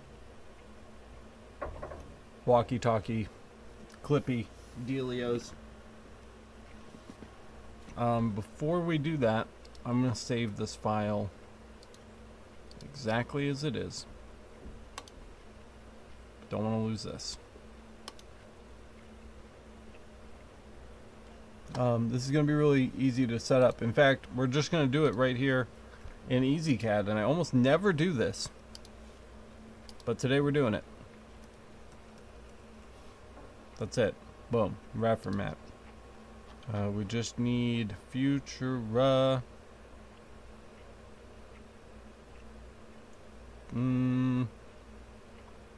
Heavy.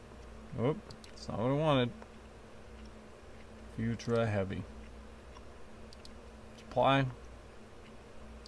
Stretch it out a little bit because EasyCAD, it's always stretching text on me. Hatch it, center it, cut it. Alright, great. So that's done. Grab our box. Let's get a box in here. We can start getting stuff lined up. Center that up. I'm guessing right now. Just based on the back of the walkie-talkie, this is a guess as to the size. Probably something about this big. Go ahead and light it and jump over to the fiber view. Our box is gigantic right now because we're so far zoomed out because we were using the vise. So we're going to have to bring it back down to a reasonable level in order to see how big that square actually is. So I'm going to do that right now.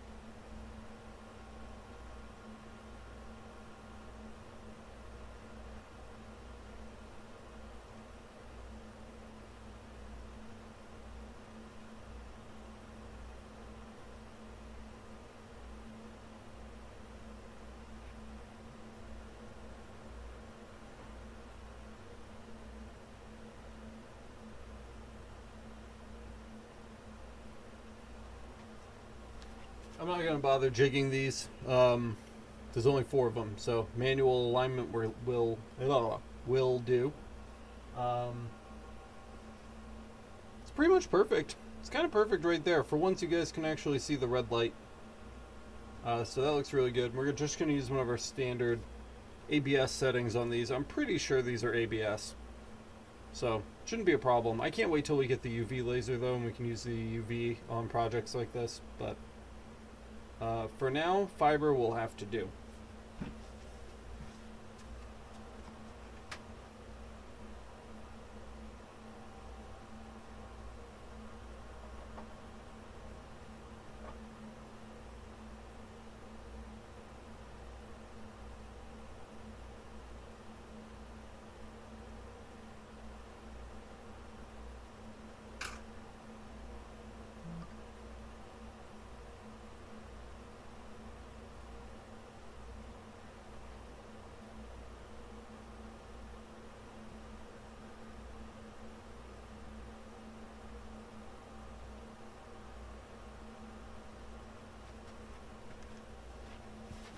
The weather's so nice outside right now, I don't even want to stream, I just want to go out. It's like perfect fall weather outside.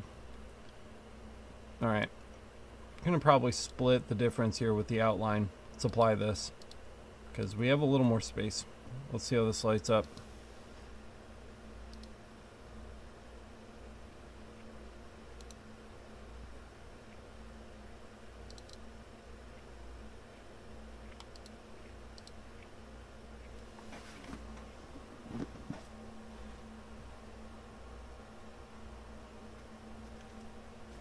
Alright.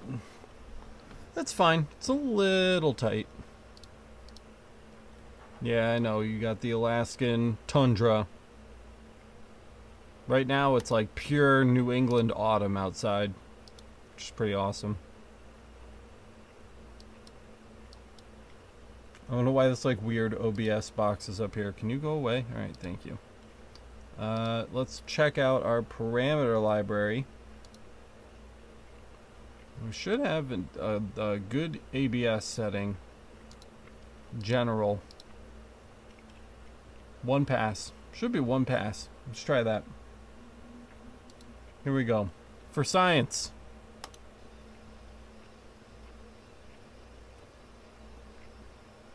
Okay, interesting. Not what I was expecting, but not terrible.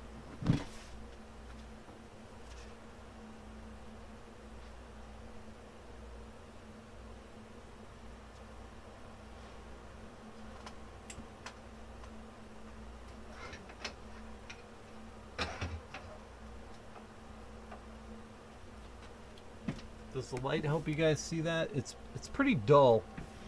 It's black plastic. I think we can throw a little more power at this and be okay. So that's what I'm going to do. I'm going to leave the speed at 7,600. I'm going to take the power up to 50. Let's try that. I can hear the plastic popping, but we're getting a better mark. See that?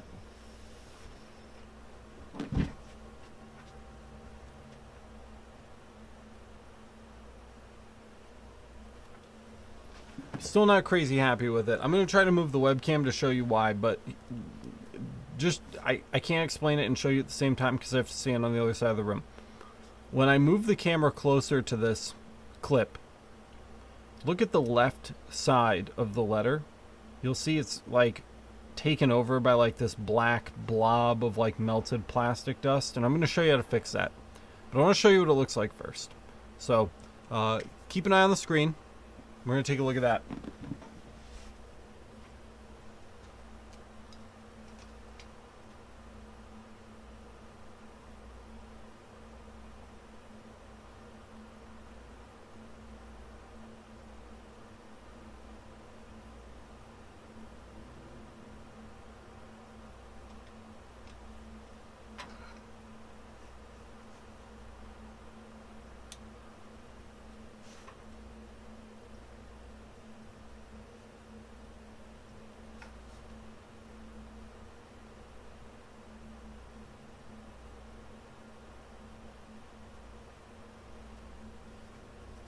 So, I don't know if you guys could see that or not, but here's the easy fix, okay?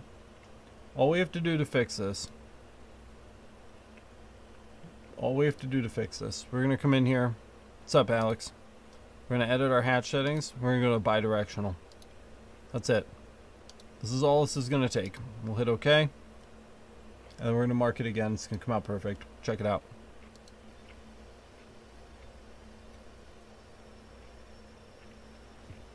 Same exact power, speed, frequency. We haven't changed anything else. We've just changed from unidirectional to bidirectional.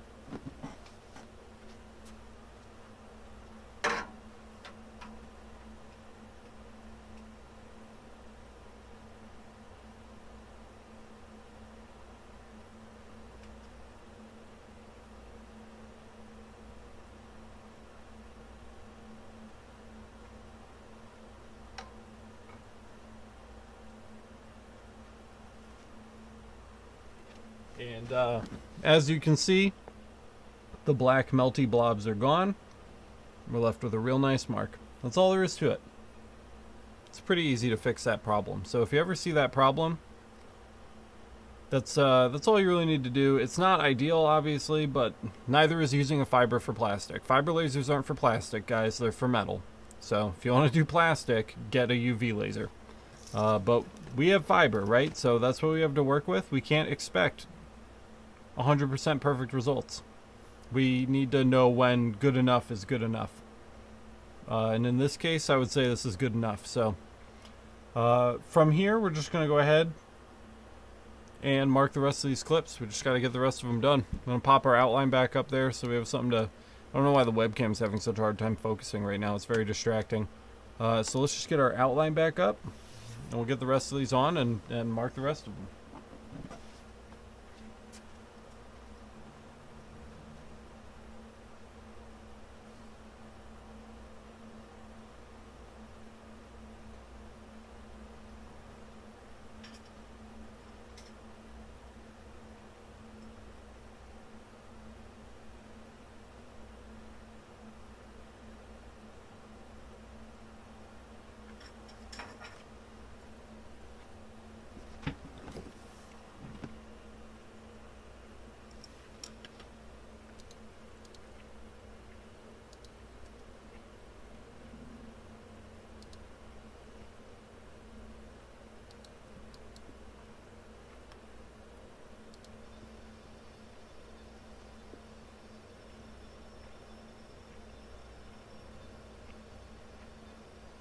We went 2 passes before, so we're doing 2 passes again. Boom, done. Super easy. If you were still having melting problems, the next thing I'd go to is probably reducing your line distance.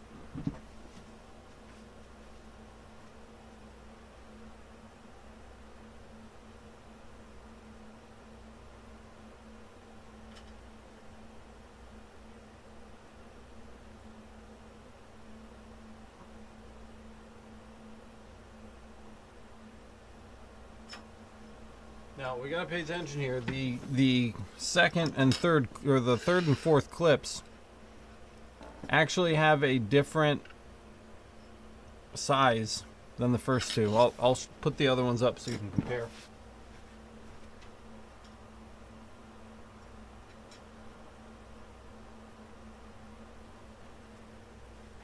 First one's substantially larger, so we're gonna have to take our outline box down a little bit, and thus our text is also going to have to come down a little bit. That might be a bit much. Reformat is the last name of the customer that we're helping today.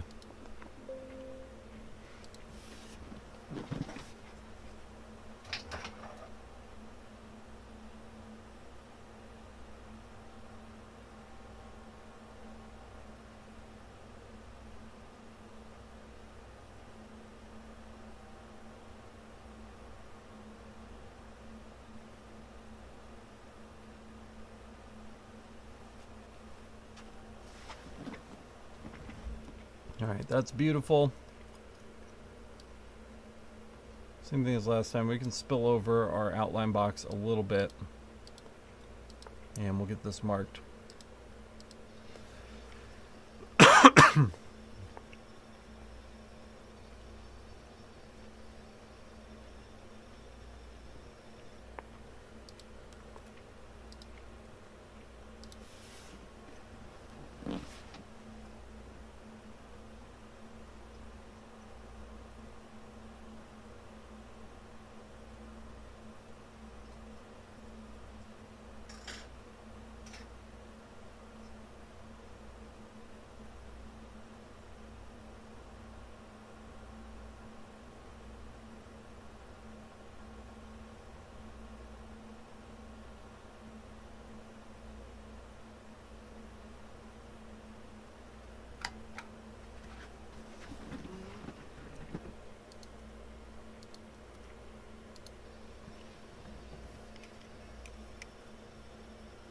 They do look like pager clips.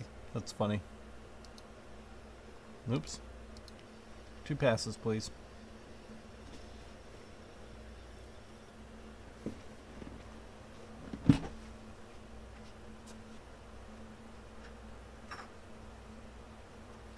They actually came out a little bit brighter on the smaller ones for whatever reason. But they do all look good. The larger ones are just a little bit darker.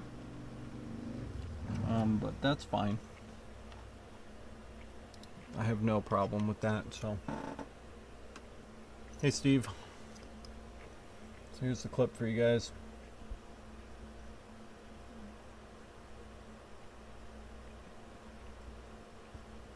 So that's the smaller one. Right, various viewing angles there. Really bright. Super nice. And here's the larger one.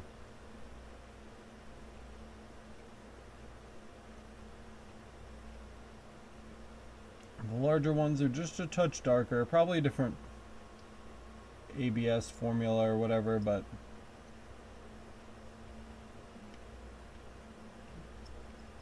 for the most part, looking real good. So that's that. Another job done. Super easy.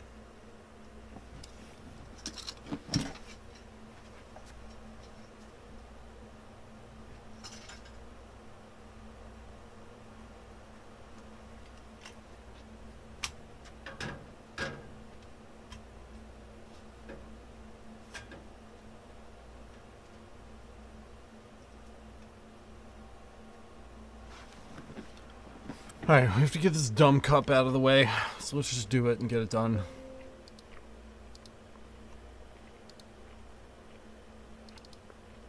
Get Lightburn open here. Hi, honey.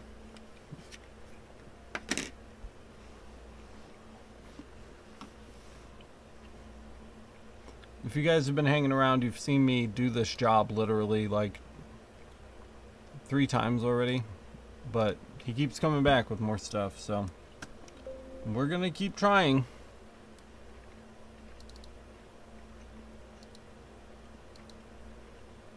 Yes, it's a stupid straight line logo that's never straight because it's a straight bar right across the top of the tumbler. And it just never looks good. We're gonna try going pretty small today, smaller than we usually go. Usually we're doing like a big wrap on his thing and it just becomes painfully obvious it's not straight. If we can take the size down a little bit, I think we could be in better shape.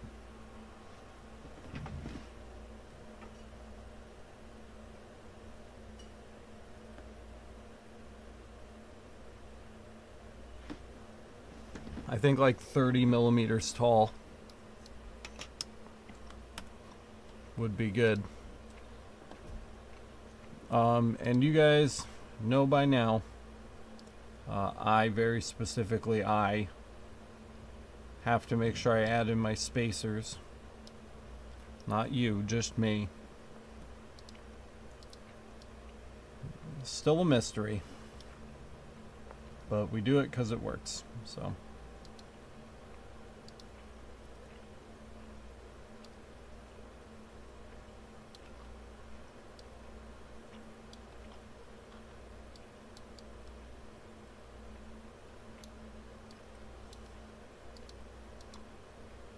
Let's just get this done so we can get out of here, right?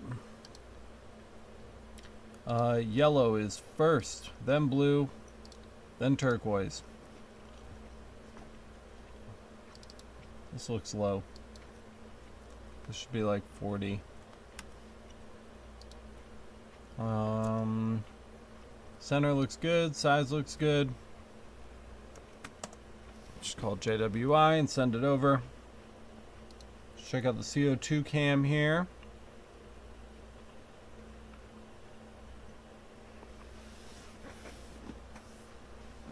I'm going to do a quick alignment because I've definitely touched this since the last time I've used the rotary.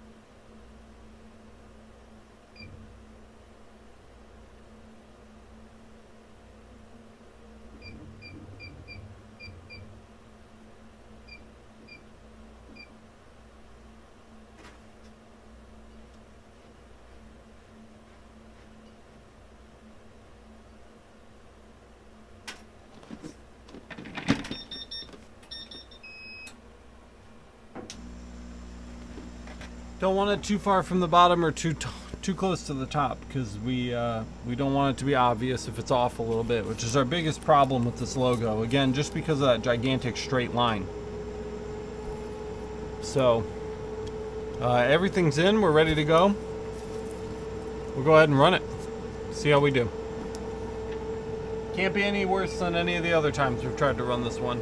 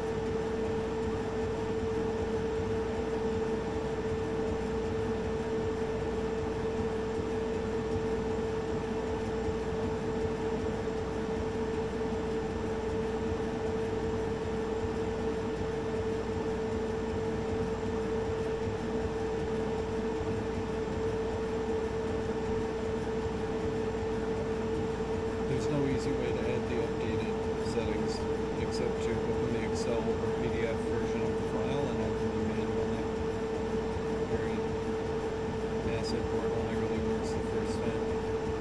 Otherwise, you're going to be overwriting your own stuff.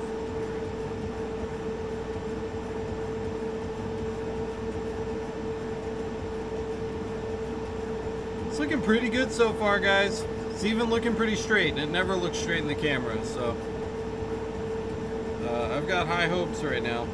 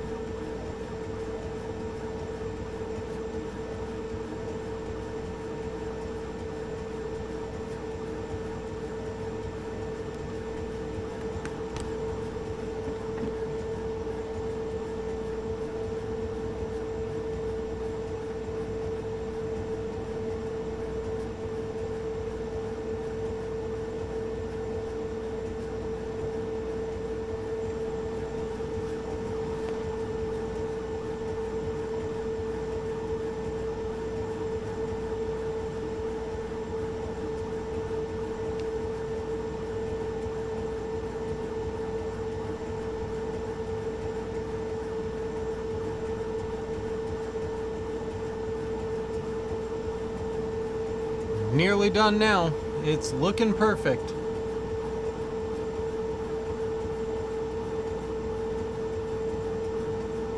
I think this might be our first perfect one.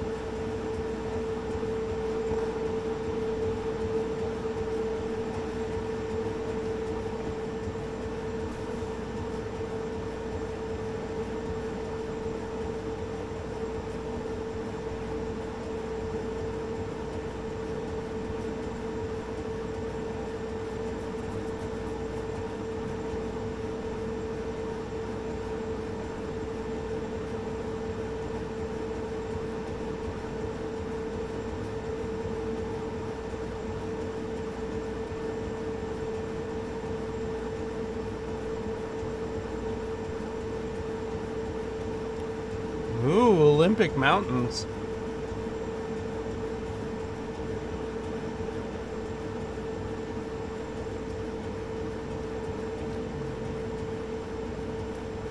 Very fancy.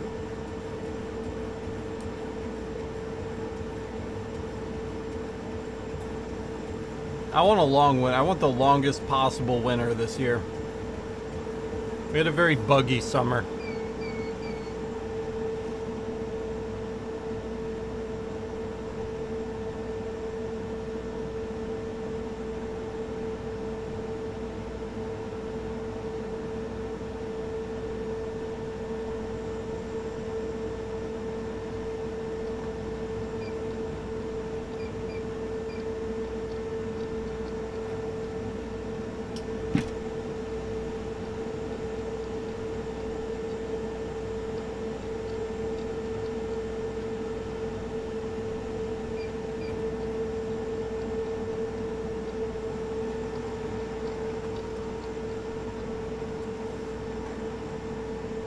Monroe Laser, this is Alex. How can I help you? What's up?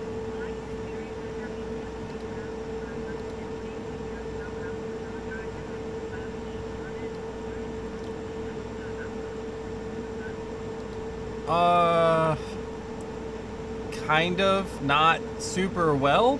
I mean, I'm happy to try for you, but I can't like guarantee results with stuff like that. We can certainly give it a shot if you want to try.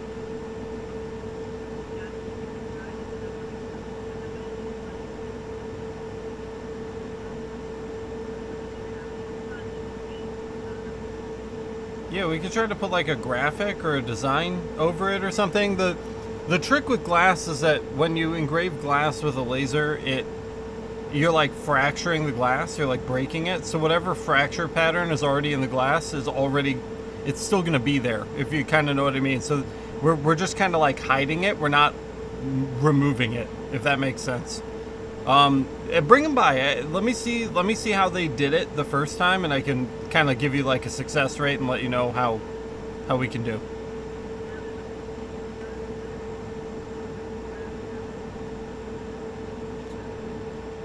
Yeah, no, for sure. Why don't you bring it by and we'll take a look, and I'll let you know whether I think it's going to be something, you know, we have a legitimate chance of like actually succeeding with.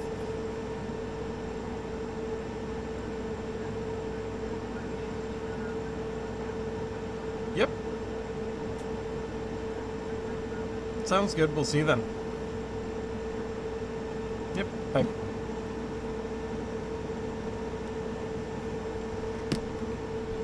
That was an interesting call.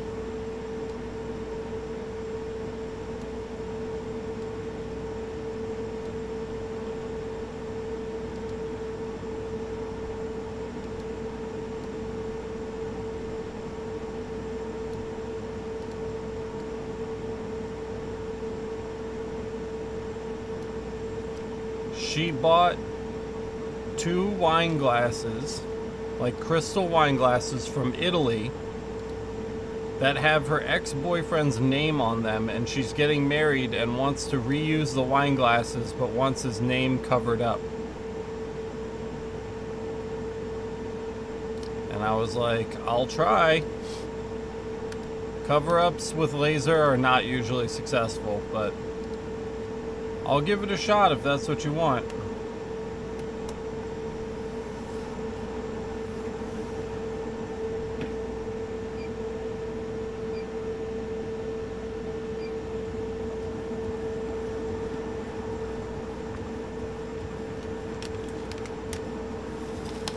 Oh, yeah, I'm a heat wimp too. The second I start to sweat, I'm just like, I'd rather die.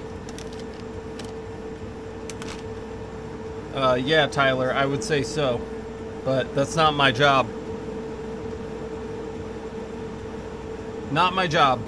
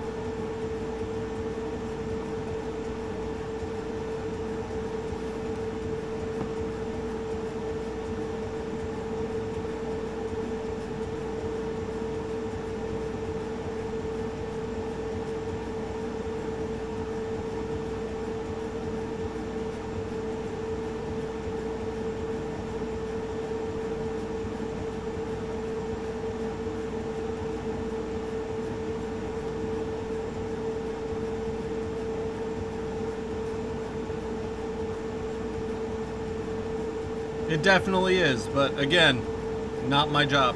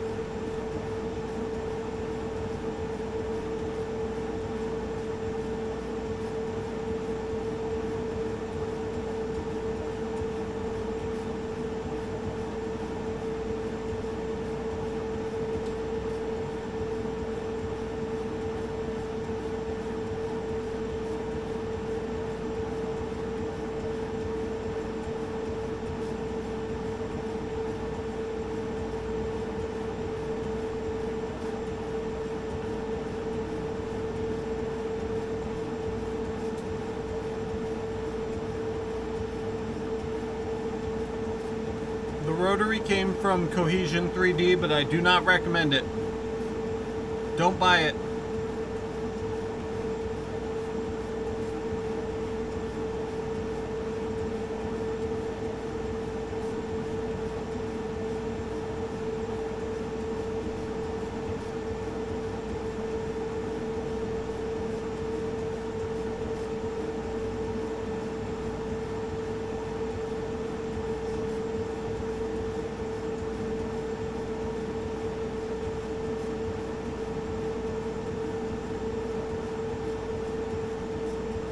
It is not good.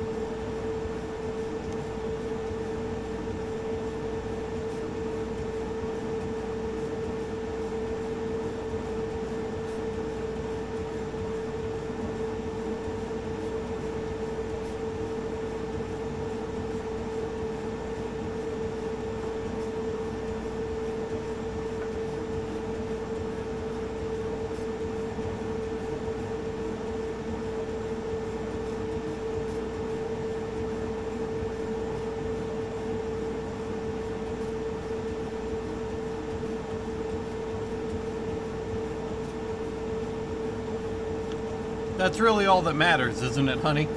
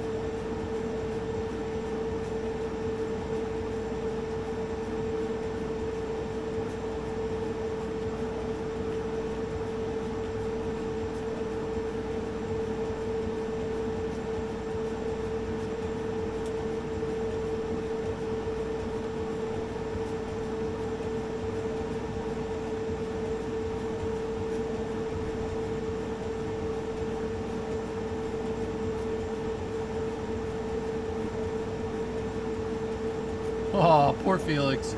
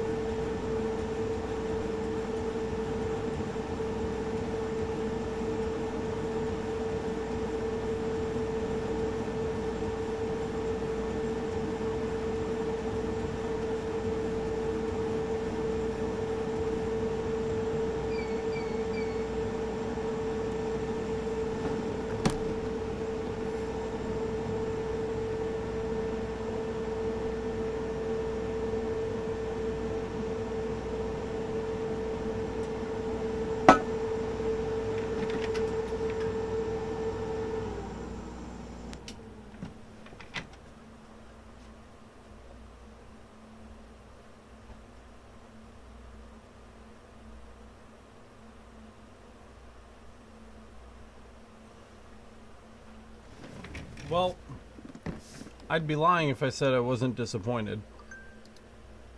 Again. I don't know, it's got a bunch of weird lines on it. We'll see how it cleans. Nothing matters till it's cleaned up. So, there's our Zep rag. Magic eraser. See how it does. It looks funky right now. I'll show you. I'll show you why I'm sketched out. Alright, we'll see how this does, but... Oh, great view. Right off the bat. Look at that. Right? Weird. Do not like that. We'll see what happens. First things first, we gotta get it clean.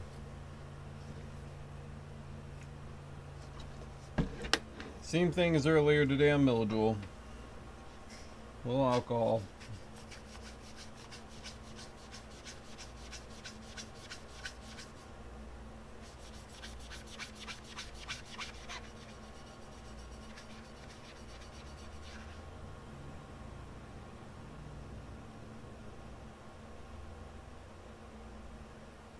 Is it my beam? Is it my laser beam?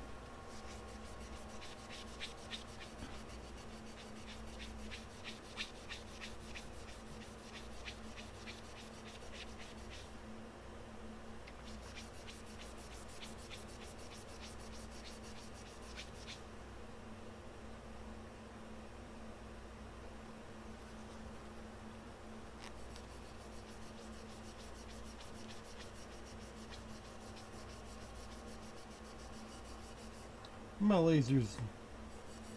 I think my CO2 is doing some weird stuff.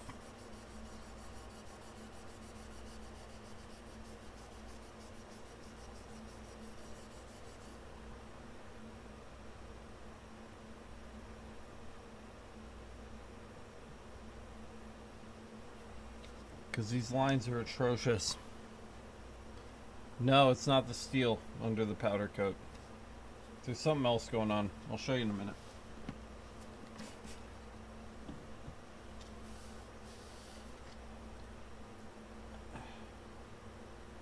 It could be. I don't think so.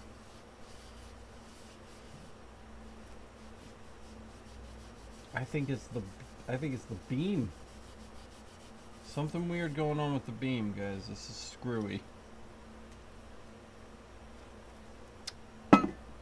And don't like it.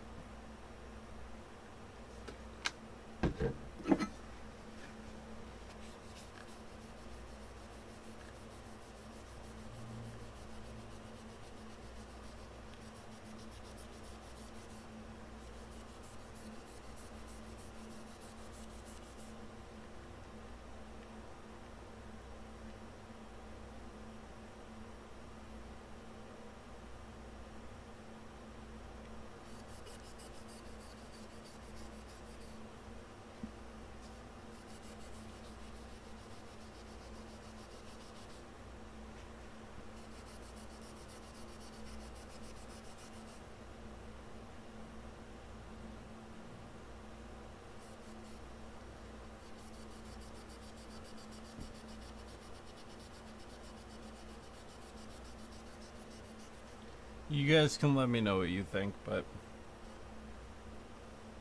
I think there's something wrong with the actual laser. Fucking gantry, man.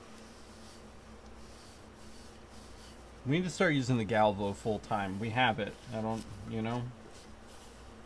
This machine just, the older it gets, man. It was good for a while, but this is unacceptable.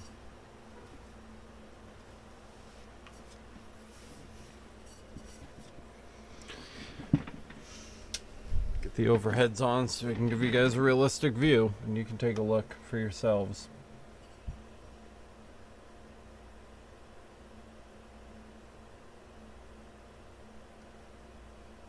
That's not even remotely close to what that should be looking like.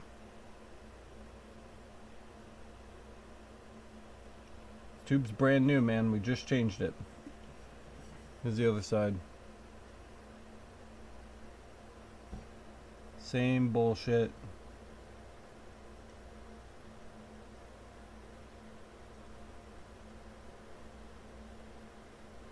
See that? It's not good.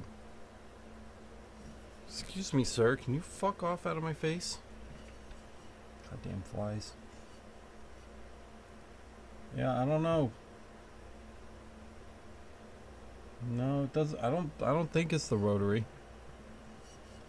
Rotary, I would notice it slipping. They're tactile. You can touch them. You can feel them. They're huge bumps. I don't think our beam is focusing well. Maybe I should check the lens. I'm gonna check the lens out.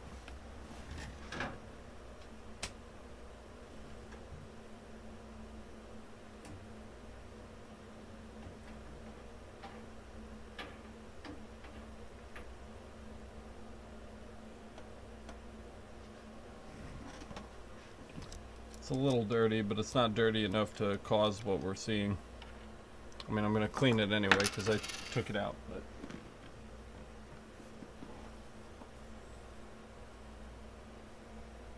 it's not dirty enough to do that.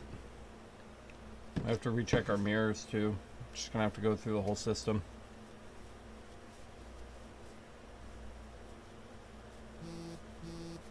I mean, this lens is on its way out, but it's not there yet. It shouldn't be doing that.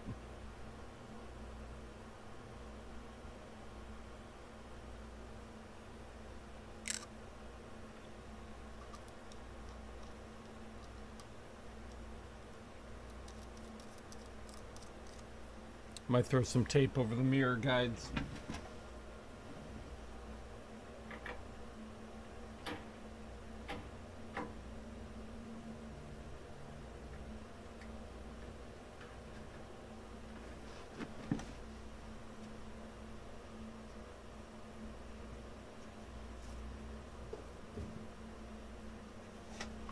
Not that I have time for this right now because I freaking don't, but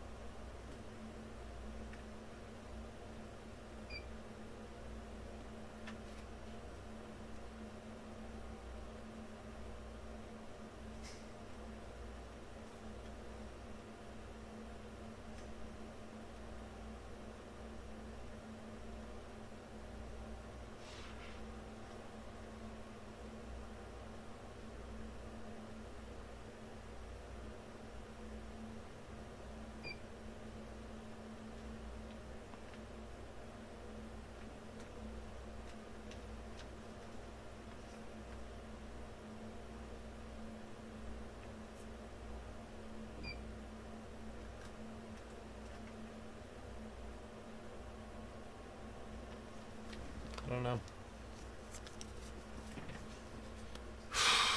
Yeah, I'll have Jimmy come fix it. Jimmy will fix it. Spent so much time fixing his goddamn machine, I haven't spent any time on my own. We're not doing that right now. We don't have time. I've got 2,400 stupid pigtail flippers out there. This guy's gonna just have to deal. I haven't been charging him for these anyway, so I'll just be like, bro, it was a test. I don't know. Sucks, but can't do anything about it, so I'll just keep moving. That doesn't look good though. That's not. We need to circle back around and look at that later.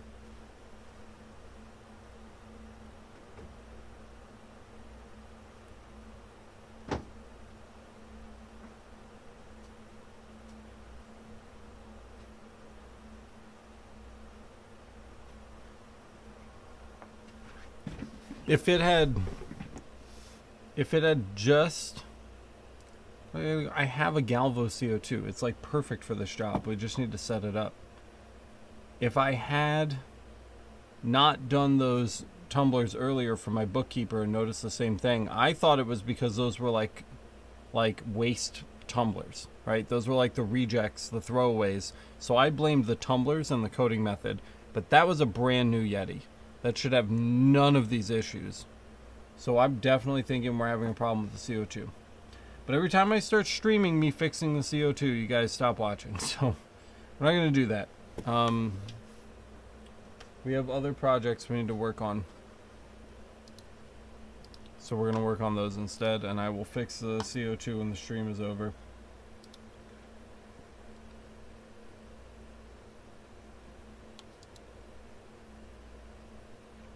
So, let's see.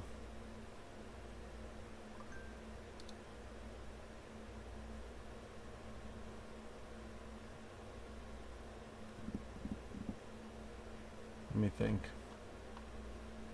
I can never remember any of these names. Gotcha.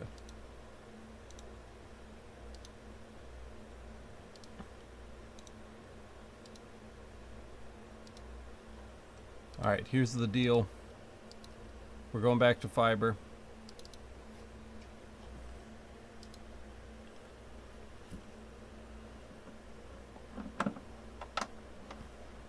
So we need to do up these little 3x1 plaques here. They're going to be brass. These are not built very well, so we're not using this Word document for anything except a reference, but I wanted to show you my reference before we started. So with that done, we're going to redesign these from scratch.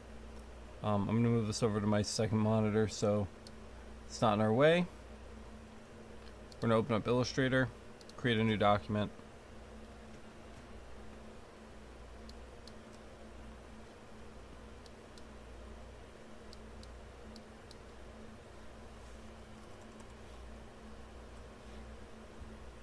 Three by one. And we need that like RIT logo, which we have on the desktop. It's right here. I'm going to bring this into Photoshop because we're going to need to get a trace on it. I'm just going to leave that open because we're going to need to come back to that when I do the rest of those bells. And I'm not prepared to save that at the moment. So first things first here.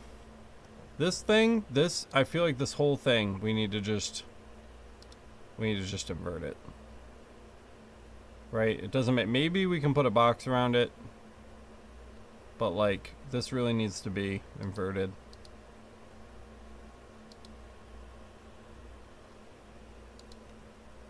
That threshold doesn't look very good, so we're going to come into image size and make it a little bigger, so it's a little easier to work with.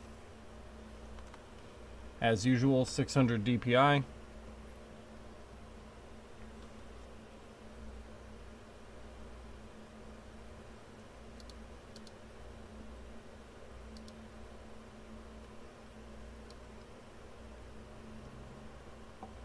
And that's going to give us a really nice threshold right there. We can go ahead and zoom out. Very nice. We'll save over the original. And then we're going to bring it into that new Illustrator file we just created.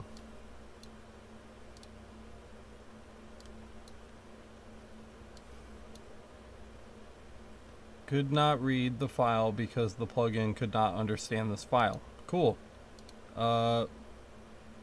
PNG. Okay, well, let's edit it.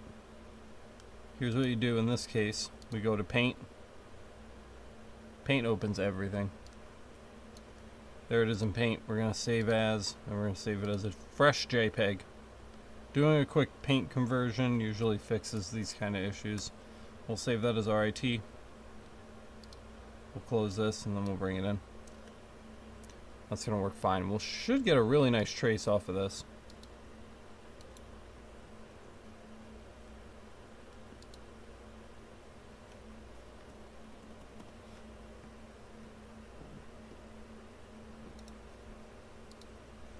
Pretty much flawless. Just gonna get rid of the white here.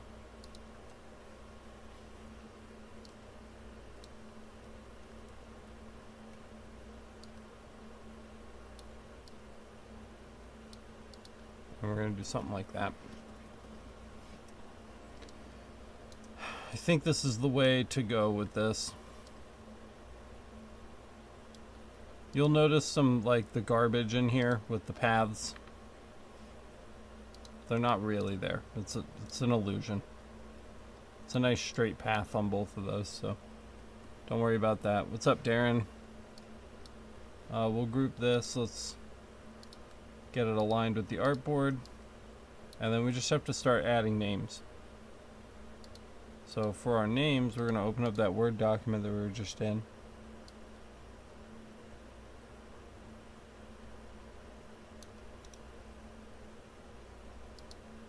We're going to copy the text out. We're going to paste it over here.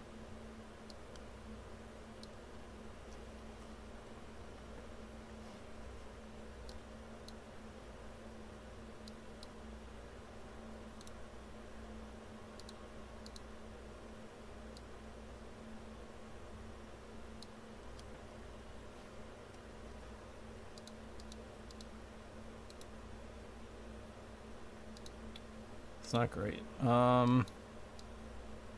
It's pretty gross. Might have to do one name at a time. Ugh, can't even do that. Alright, we're typing it. Didn't want to type it, but we're typing it. So, grab our text tool. I'm just going to type this really quick.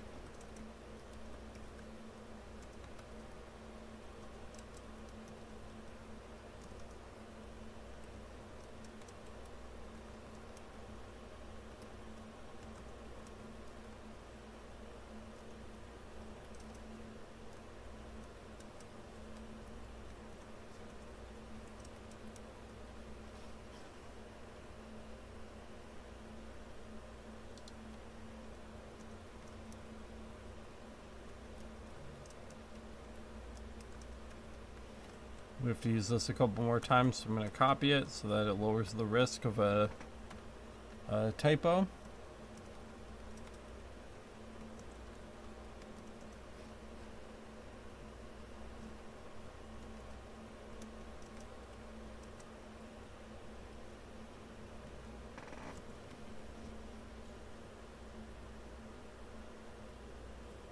It's good. That's everything out of the Word document, and then I'm just going to pull up the email one more time.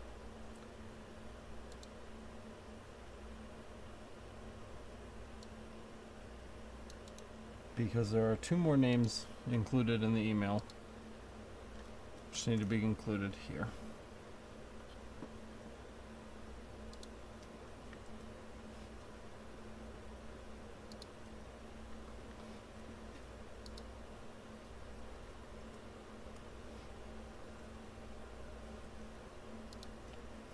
Gonna go with Futura as usual. It's kind of my new standard. For the names, I think instead of Demi, we'll go heavy. And for the labels, I think medium. It's a good combo, the heavy medium combo. Heavy. So we'll just go through. It's a little bit of manual work, but it's worth the extra effort if it looks good. And it does.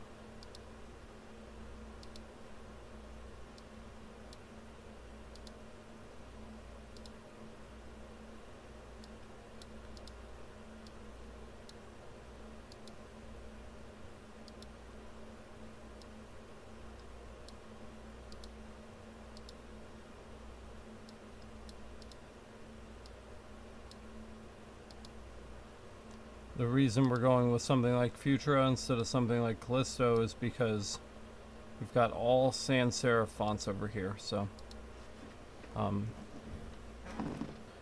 doesn't make any sense to add a serif font when we don't need to.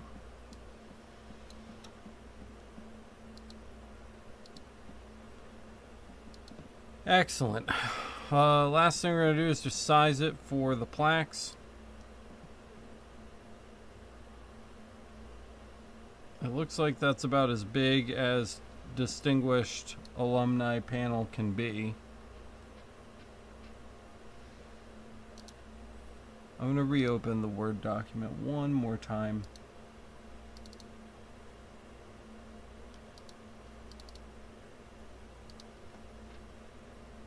I just want to see how they have things laid out.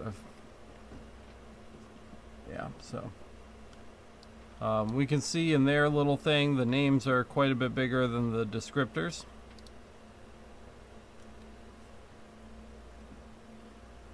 So we're going to do the same thing over here in Illustrator. Should have done this while we were in here, but let's add 2 points. 3 points. 3 points looks nice.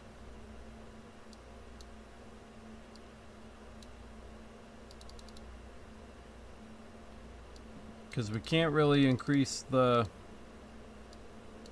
size of the descriptor, so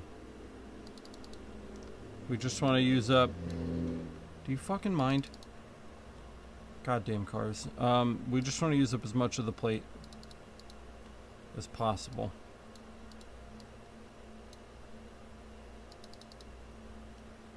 Alright, that looks really solid.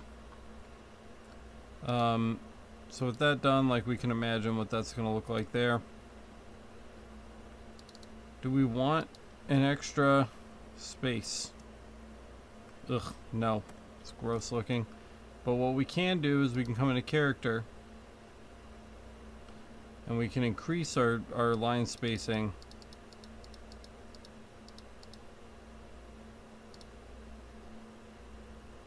to something like this. It's better than a full line break.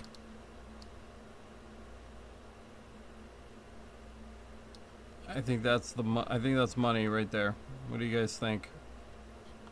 I'm a big fan of that. Again, this up here, not really missing a line. Just show you guys one more time. It's a good solid line. There's nothing wrong with it. It's just a weird rendering thing. And I believe that's the longest one. So with that done, we should be good. We can go ahead and save this.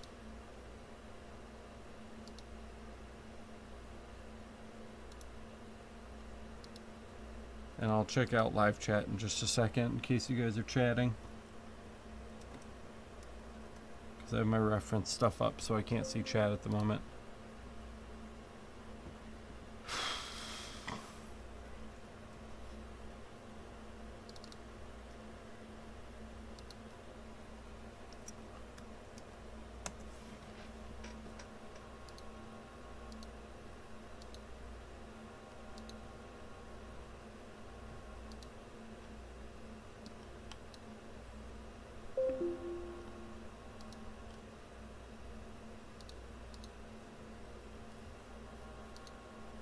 Alright, let's see.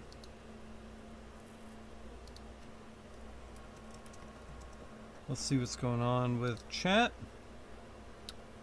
That was pretty clever. What was pretty clever? What did you see that you liked?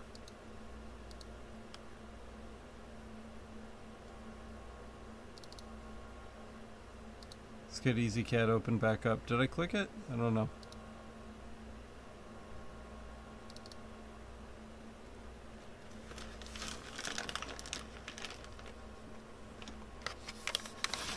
The line spacing, yeah. The character tools are very effective. Now, in our Illustrator document, we don't have an outline, so we should get an outline in first. 76 by 26 usually lines up fairly well with the brass plates that we stock. C to center. And we're probably going to jig this up, actually. So let's get that lit up. Come over to the fiber view. Oof, what a view. Let's adjust that. And we're just going to build a super quick little jig with cardboard chips and a little masking tape.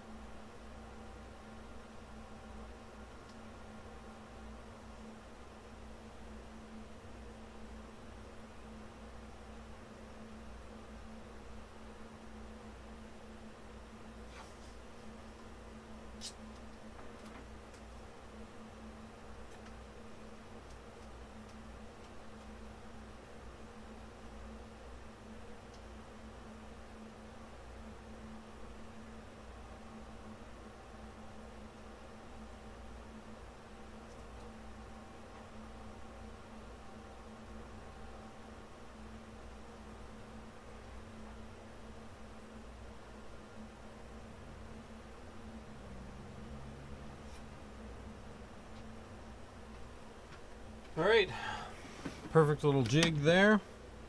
These little plates come with like little plastic coatings, so I'm just peeling the coating off of the first plate. We'll do the rest while the first one is running.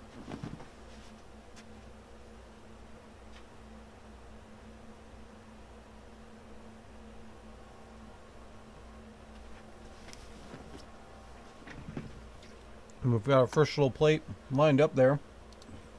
Come back into desktop. Let's bring our file in.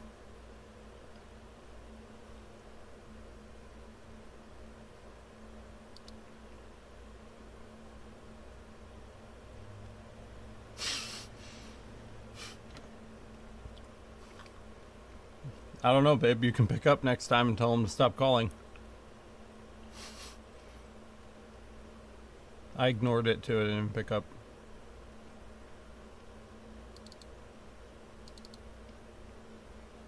Alright, let's see.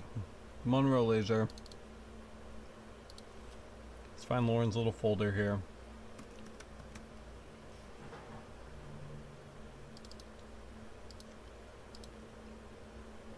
Uh-oh.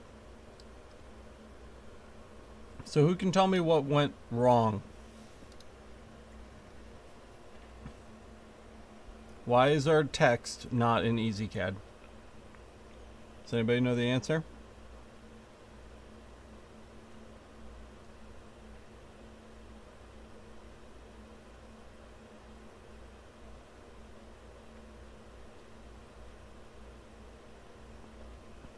Let me know if you know it. What went wrong?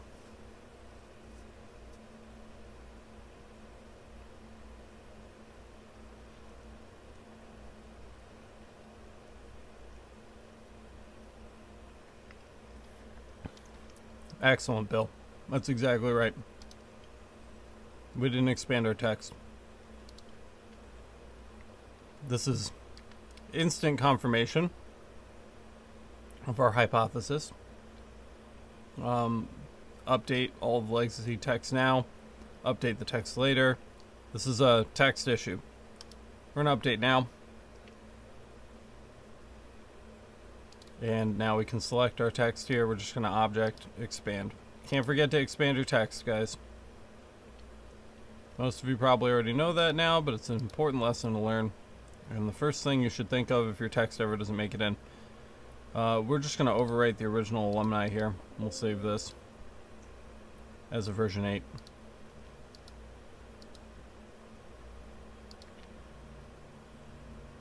Alright, let's try that again.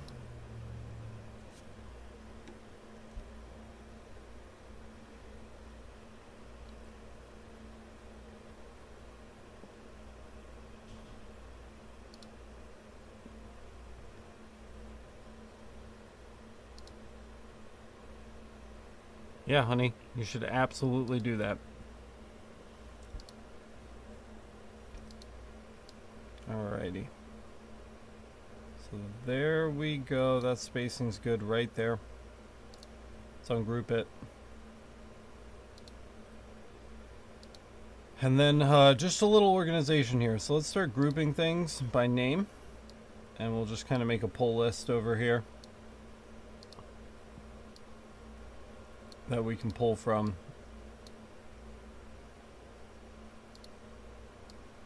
As we need to do new plates.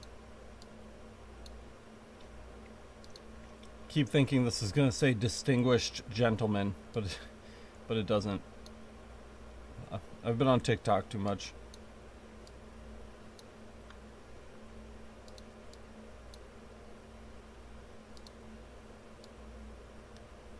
Too much TikTok. Look at this distinguished gentleman. Ah, yes. Look at how he is sitting. Very distinguished. Alright, are we lucky to, yes, alright, good. So there's our thing. That's great. So we really just need to nail the first one. I want to start with the largest one, that way the rest of them center nicely. So if we start here, we'll shift click, modify, align, horizontal center. Yes. And then we can just tap it over so it's even. The spacing to be the same on both sides. We're going to hatch the RIT separately. Oh, we didn't group that. Let's get that grouped. We're going to hatch the RIT separately since it's never moving. So there's that. We can set this back to unidirectional because we're working with metal again.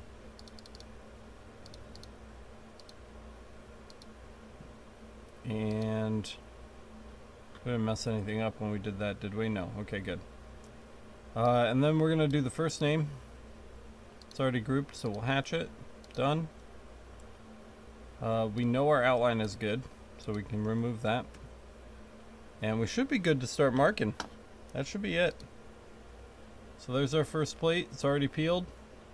We're doing brass, and we're doing raw brass. So we're going to hit this with a brass black deep. That's 127/90/50. We should be good to go. So let's give it a shot. Hopefully it works out. I've got a couple extra plates if we need them, but hopefully we don't. We haven't turned the fiber exhaust on all day, but I think I'm going to go ahead and do that now because this could get dusty.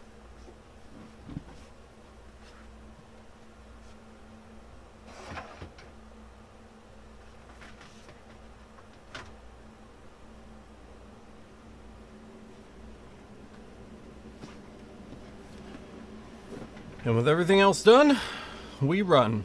Here we go. Uh-oh. ZZCAD? Oh, okay, nope. Alright, there we go. Thought we were having an EasyCAD crash. It just needed a second to process its emotions before we continued.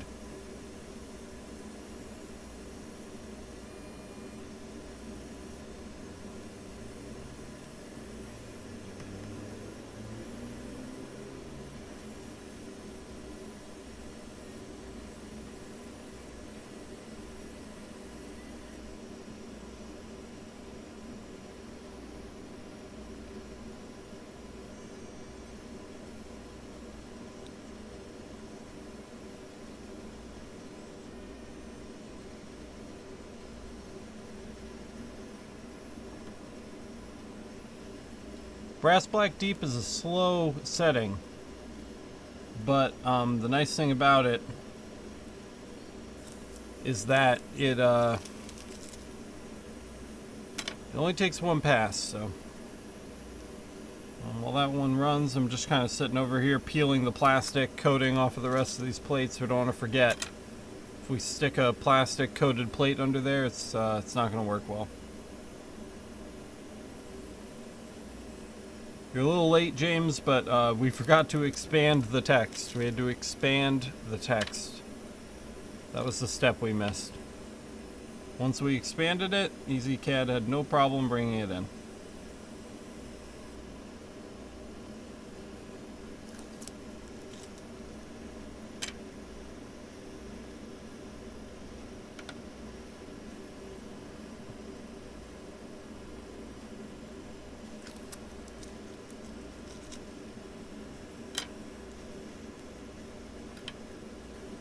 As you can see, we're getting great detail with the RIT down there.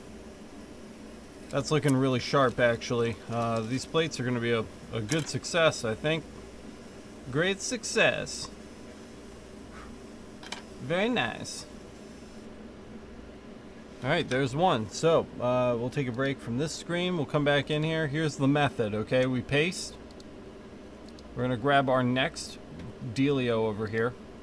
We're going to do modify, align, center, and then we're going to do it again. Modify, align, left.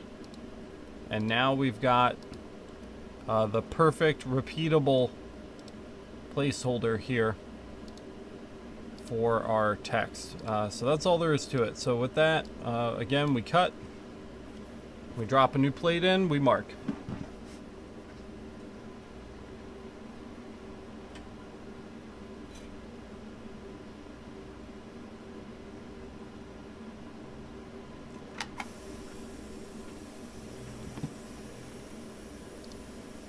We just keep going until we're all out of plates.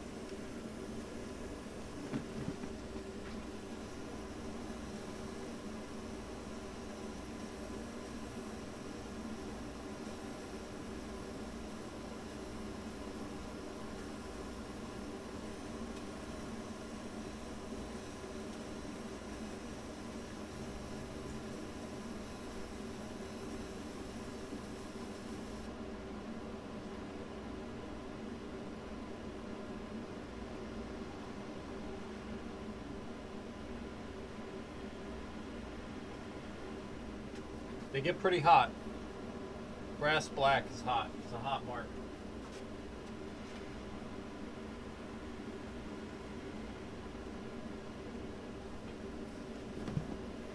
Same thing here. I'm going to show you guys one more time. We're going to paste in. You'll see it works with shorter stuff too. Doesn't seem like it should, but it does. So we're going to hatch, shift click, modify, align, center, modify, align, left. And that knocks that up there. Grab the old one, delete it, and we're rocking and rolling. That's it. Here's plate number 3.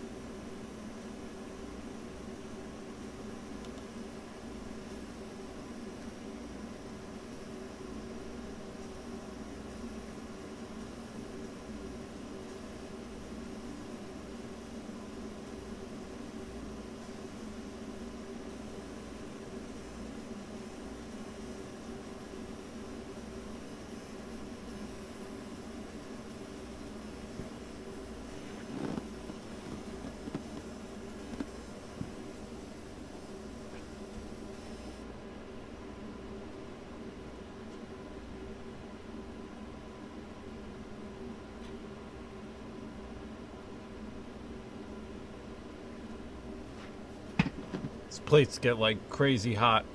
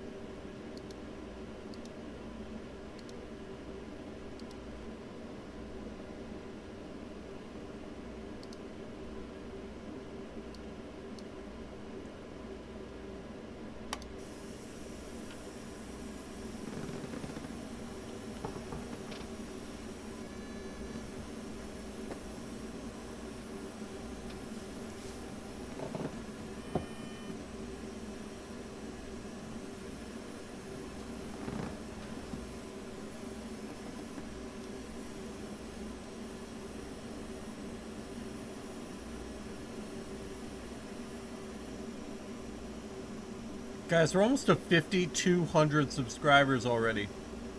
Did we not just celebrate 5,000?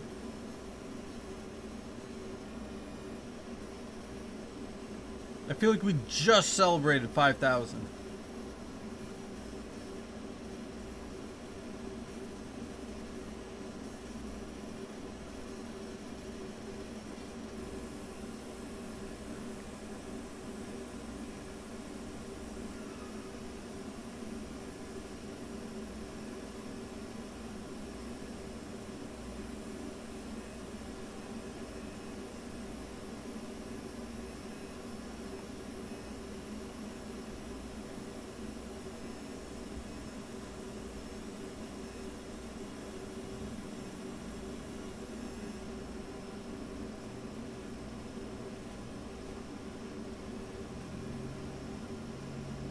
Oh yeah, no, we're definitely making that 10K award. I'm gonna make a YouTube play button at 10,000.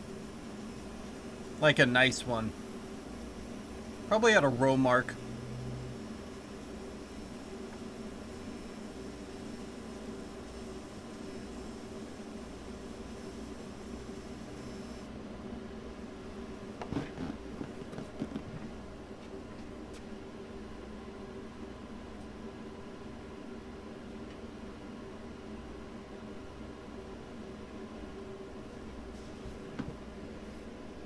I mean, it's not nothing.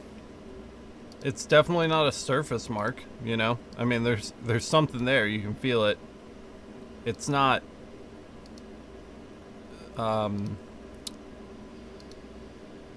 appreciable.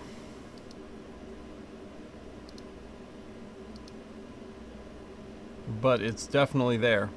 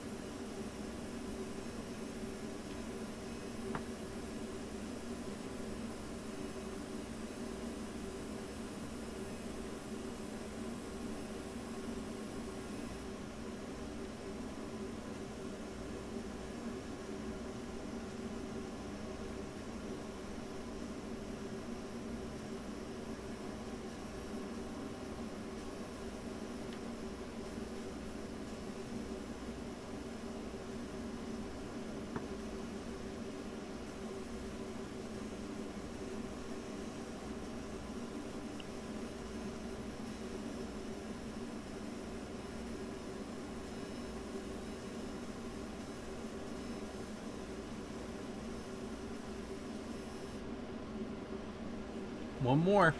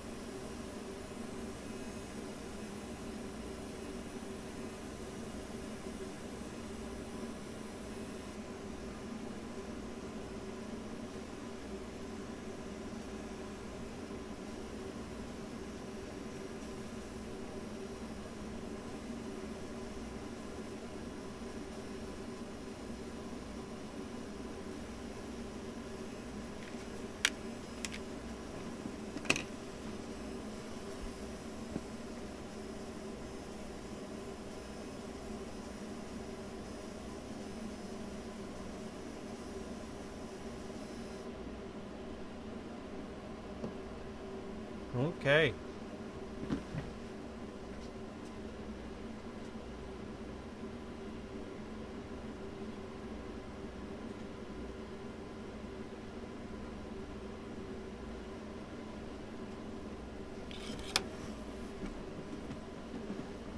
So here's the beauty of the brass black.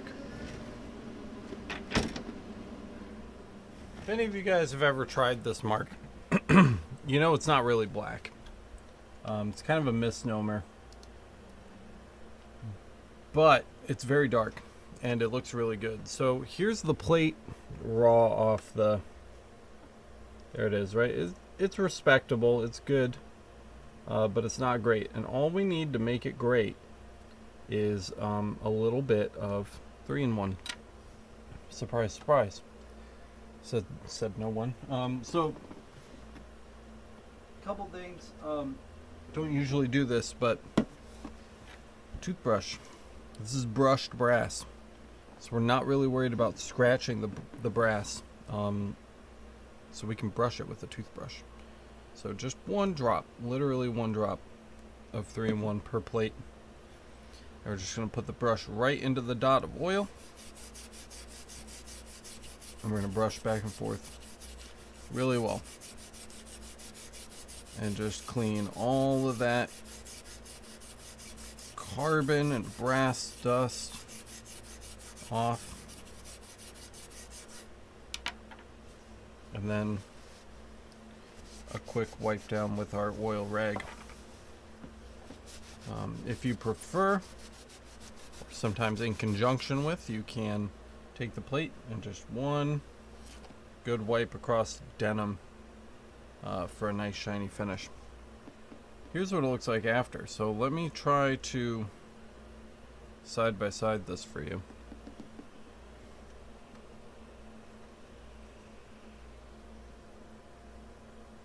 So here's before. See how poofy it is? Very thick. There's after. Look at how well that cleans up. Right, before, after. Really, really nice mark. This is a wonderful setting for brass. It's probably one of my favorite settings of all time. You can see here too on the RIT side of things, if I can get it to shine right. Yeah.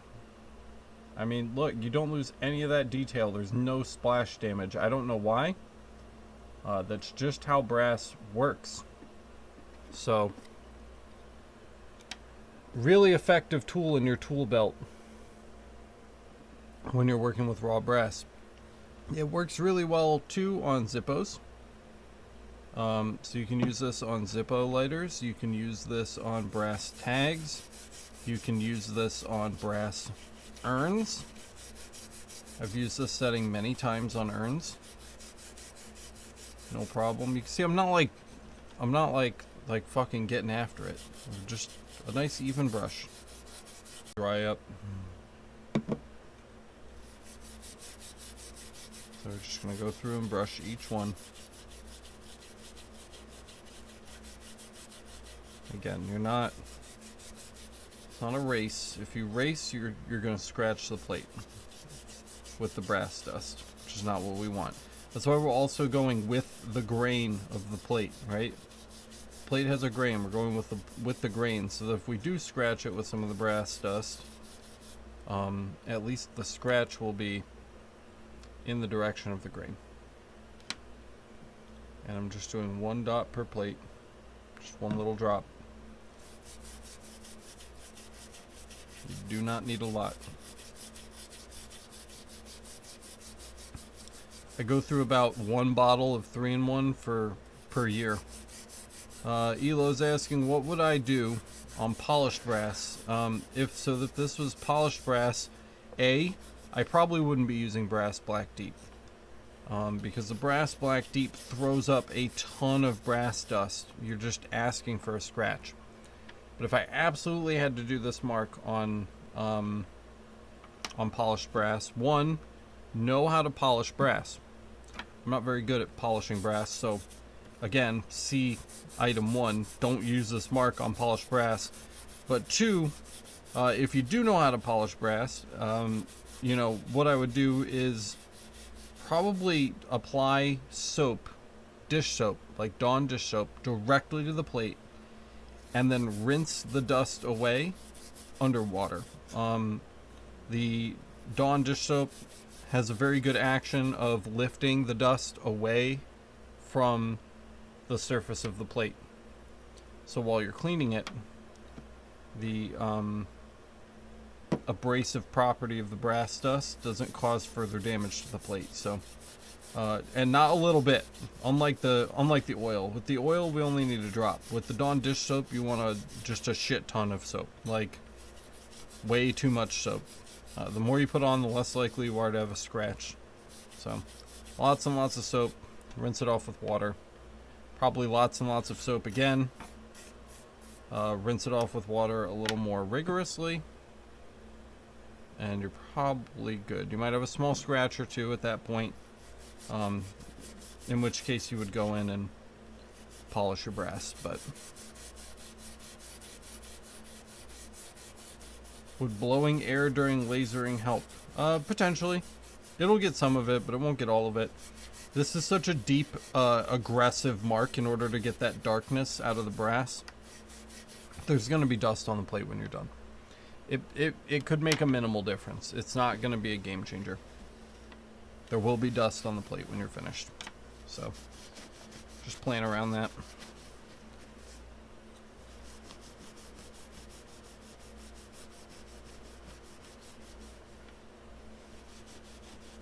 Yeah, try the Dawn trick. The Dawn trick works fairly well.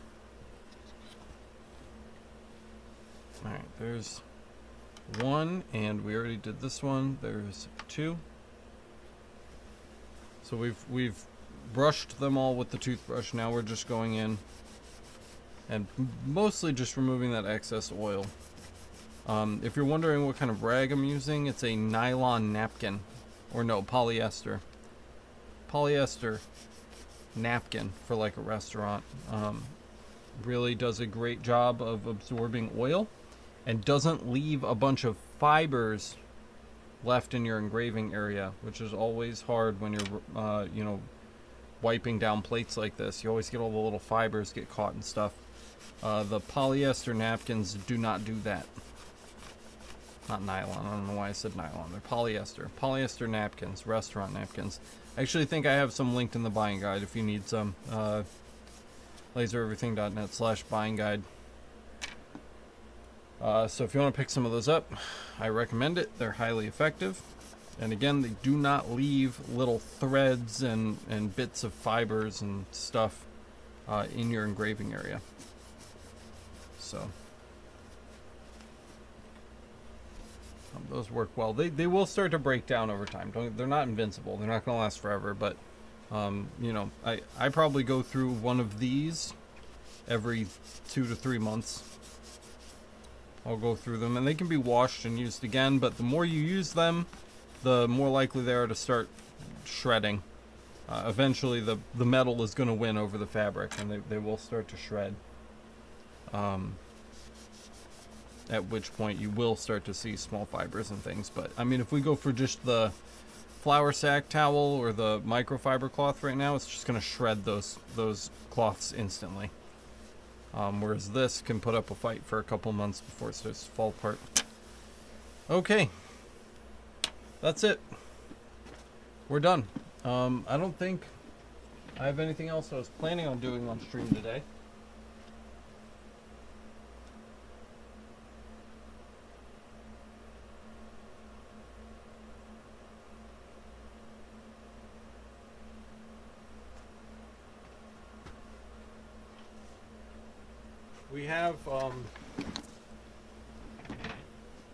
We have more jobs to do, but not that I can do right now. So what I really need to do right now is take a break from actually doing work, and I need to sit and send invoices for a while, which I can't do on stream. It's like one of the few things that we can't do on stream.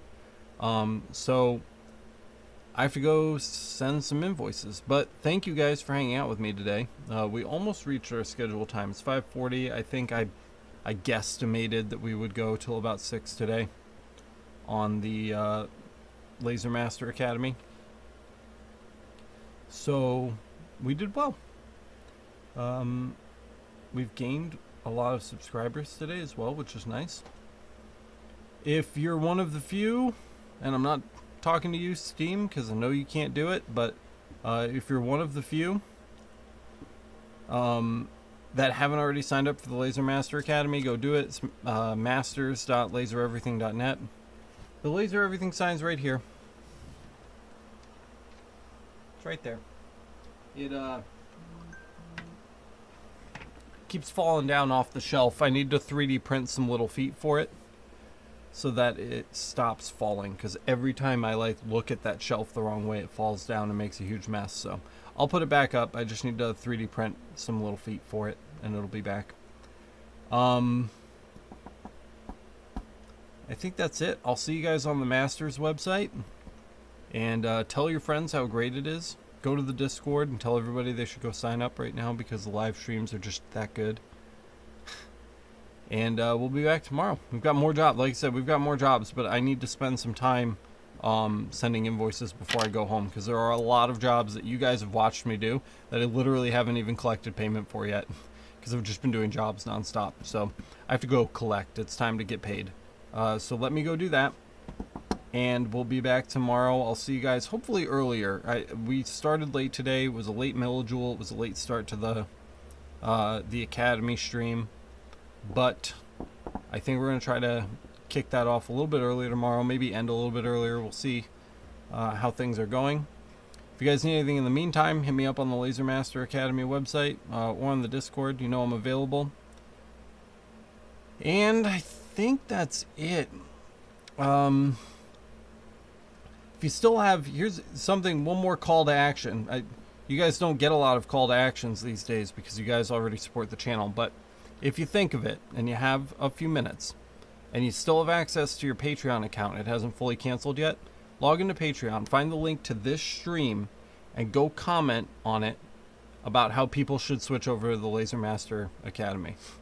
I want to keep these posts up at the top, and I want people just constantly being reminded that they need to switch over, because after October they're gonna have 2 months left, and I don't want to lose people in the transition. So if they hear some positive feedback about the Laser Master Academy and how good the website is, because it really is good, I think we're more likely to retain members during the switchover. So go do that if you think of it and you have a second. Everybody was like, peace, I'm out. There's 8 of you left. That's cool. But yeah, so I'm gonna stop rambling because I've been rambling for a while. One last time, thank you so much for supporting the channel. I love you guys, and I will see you in the next episode, likely tomorrow. Have a good night.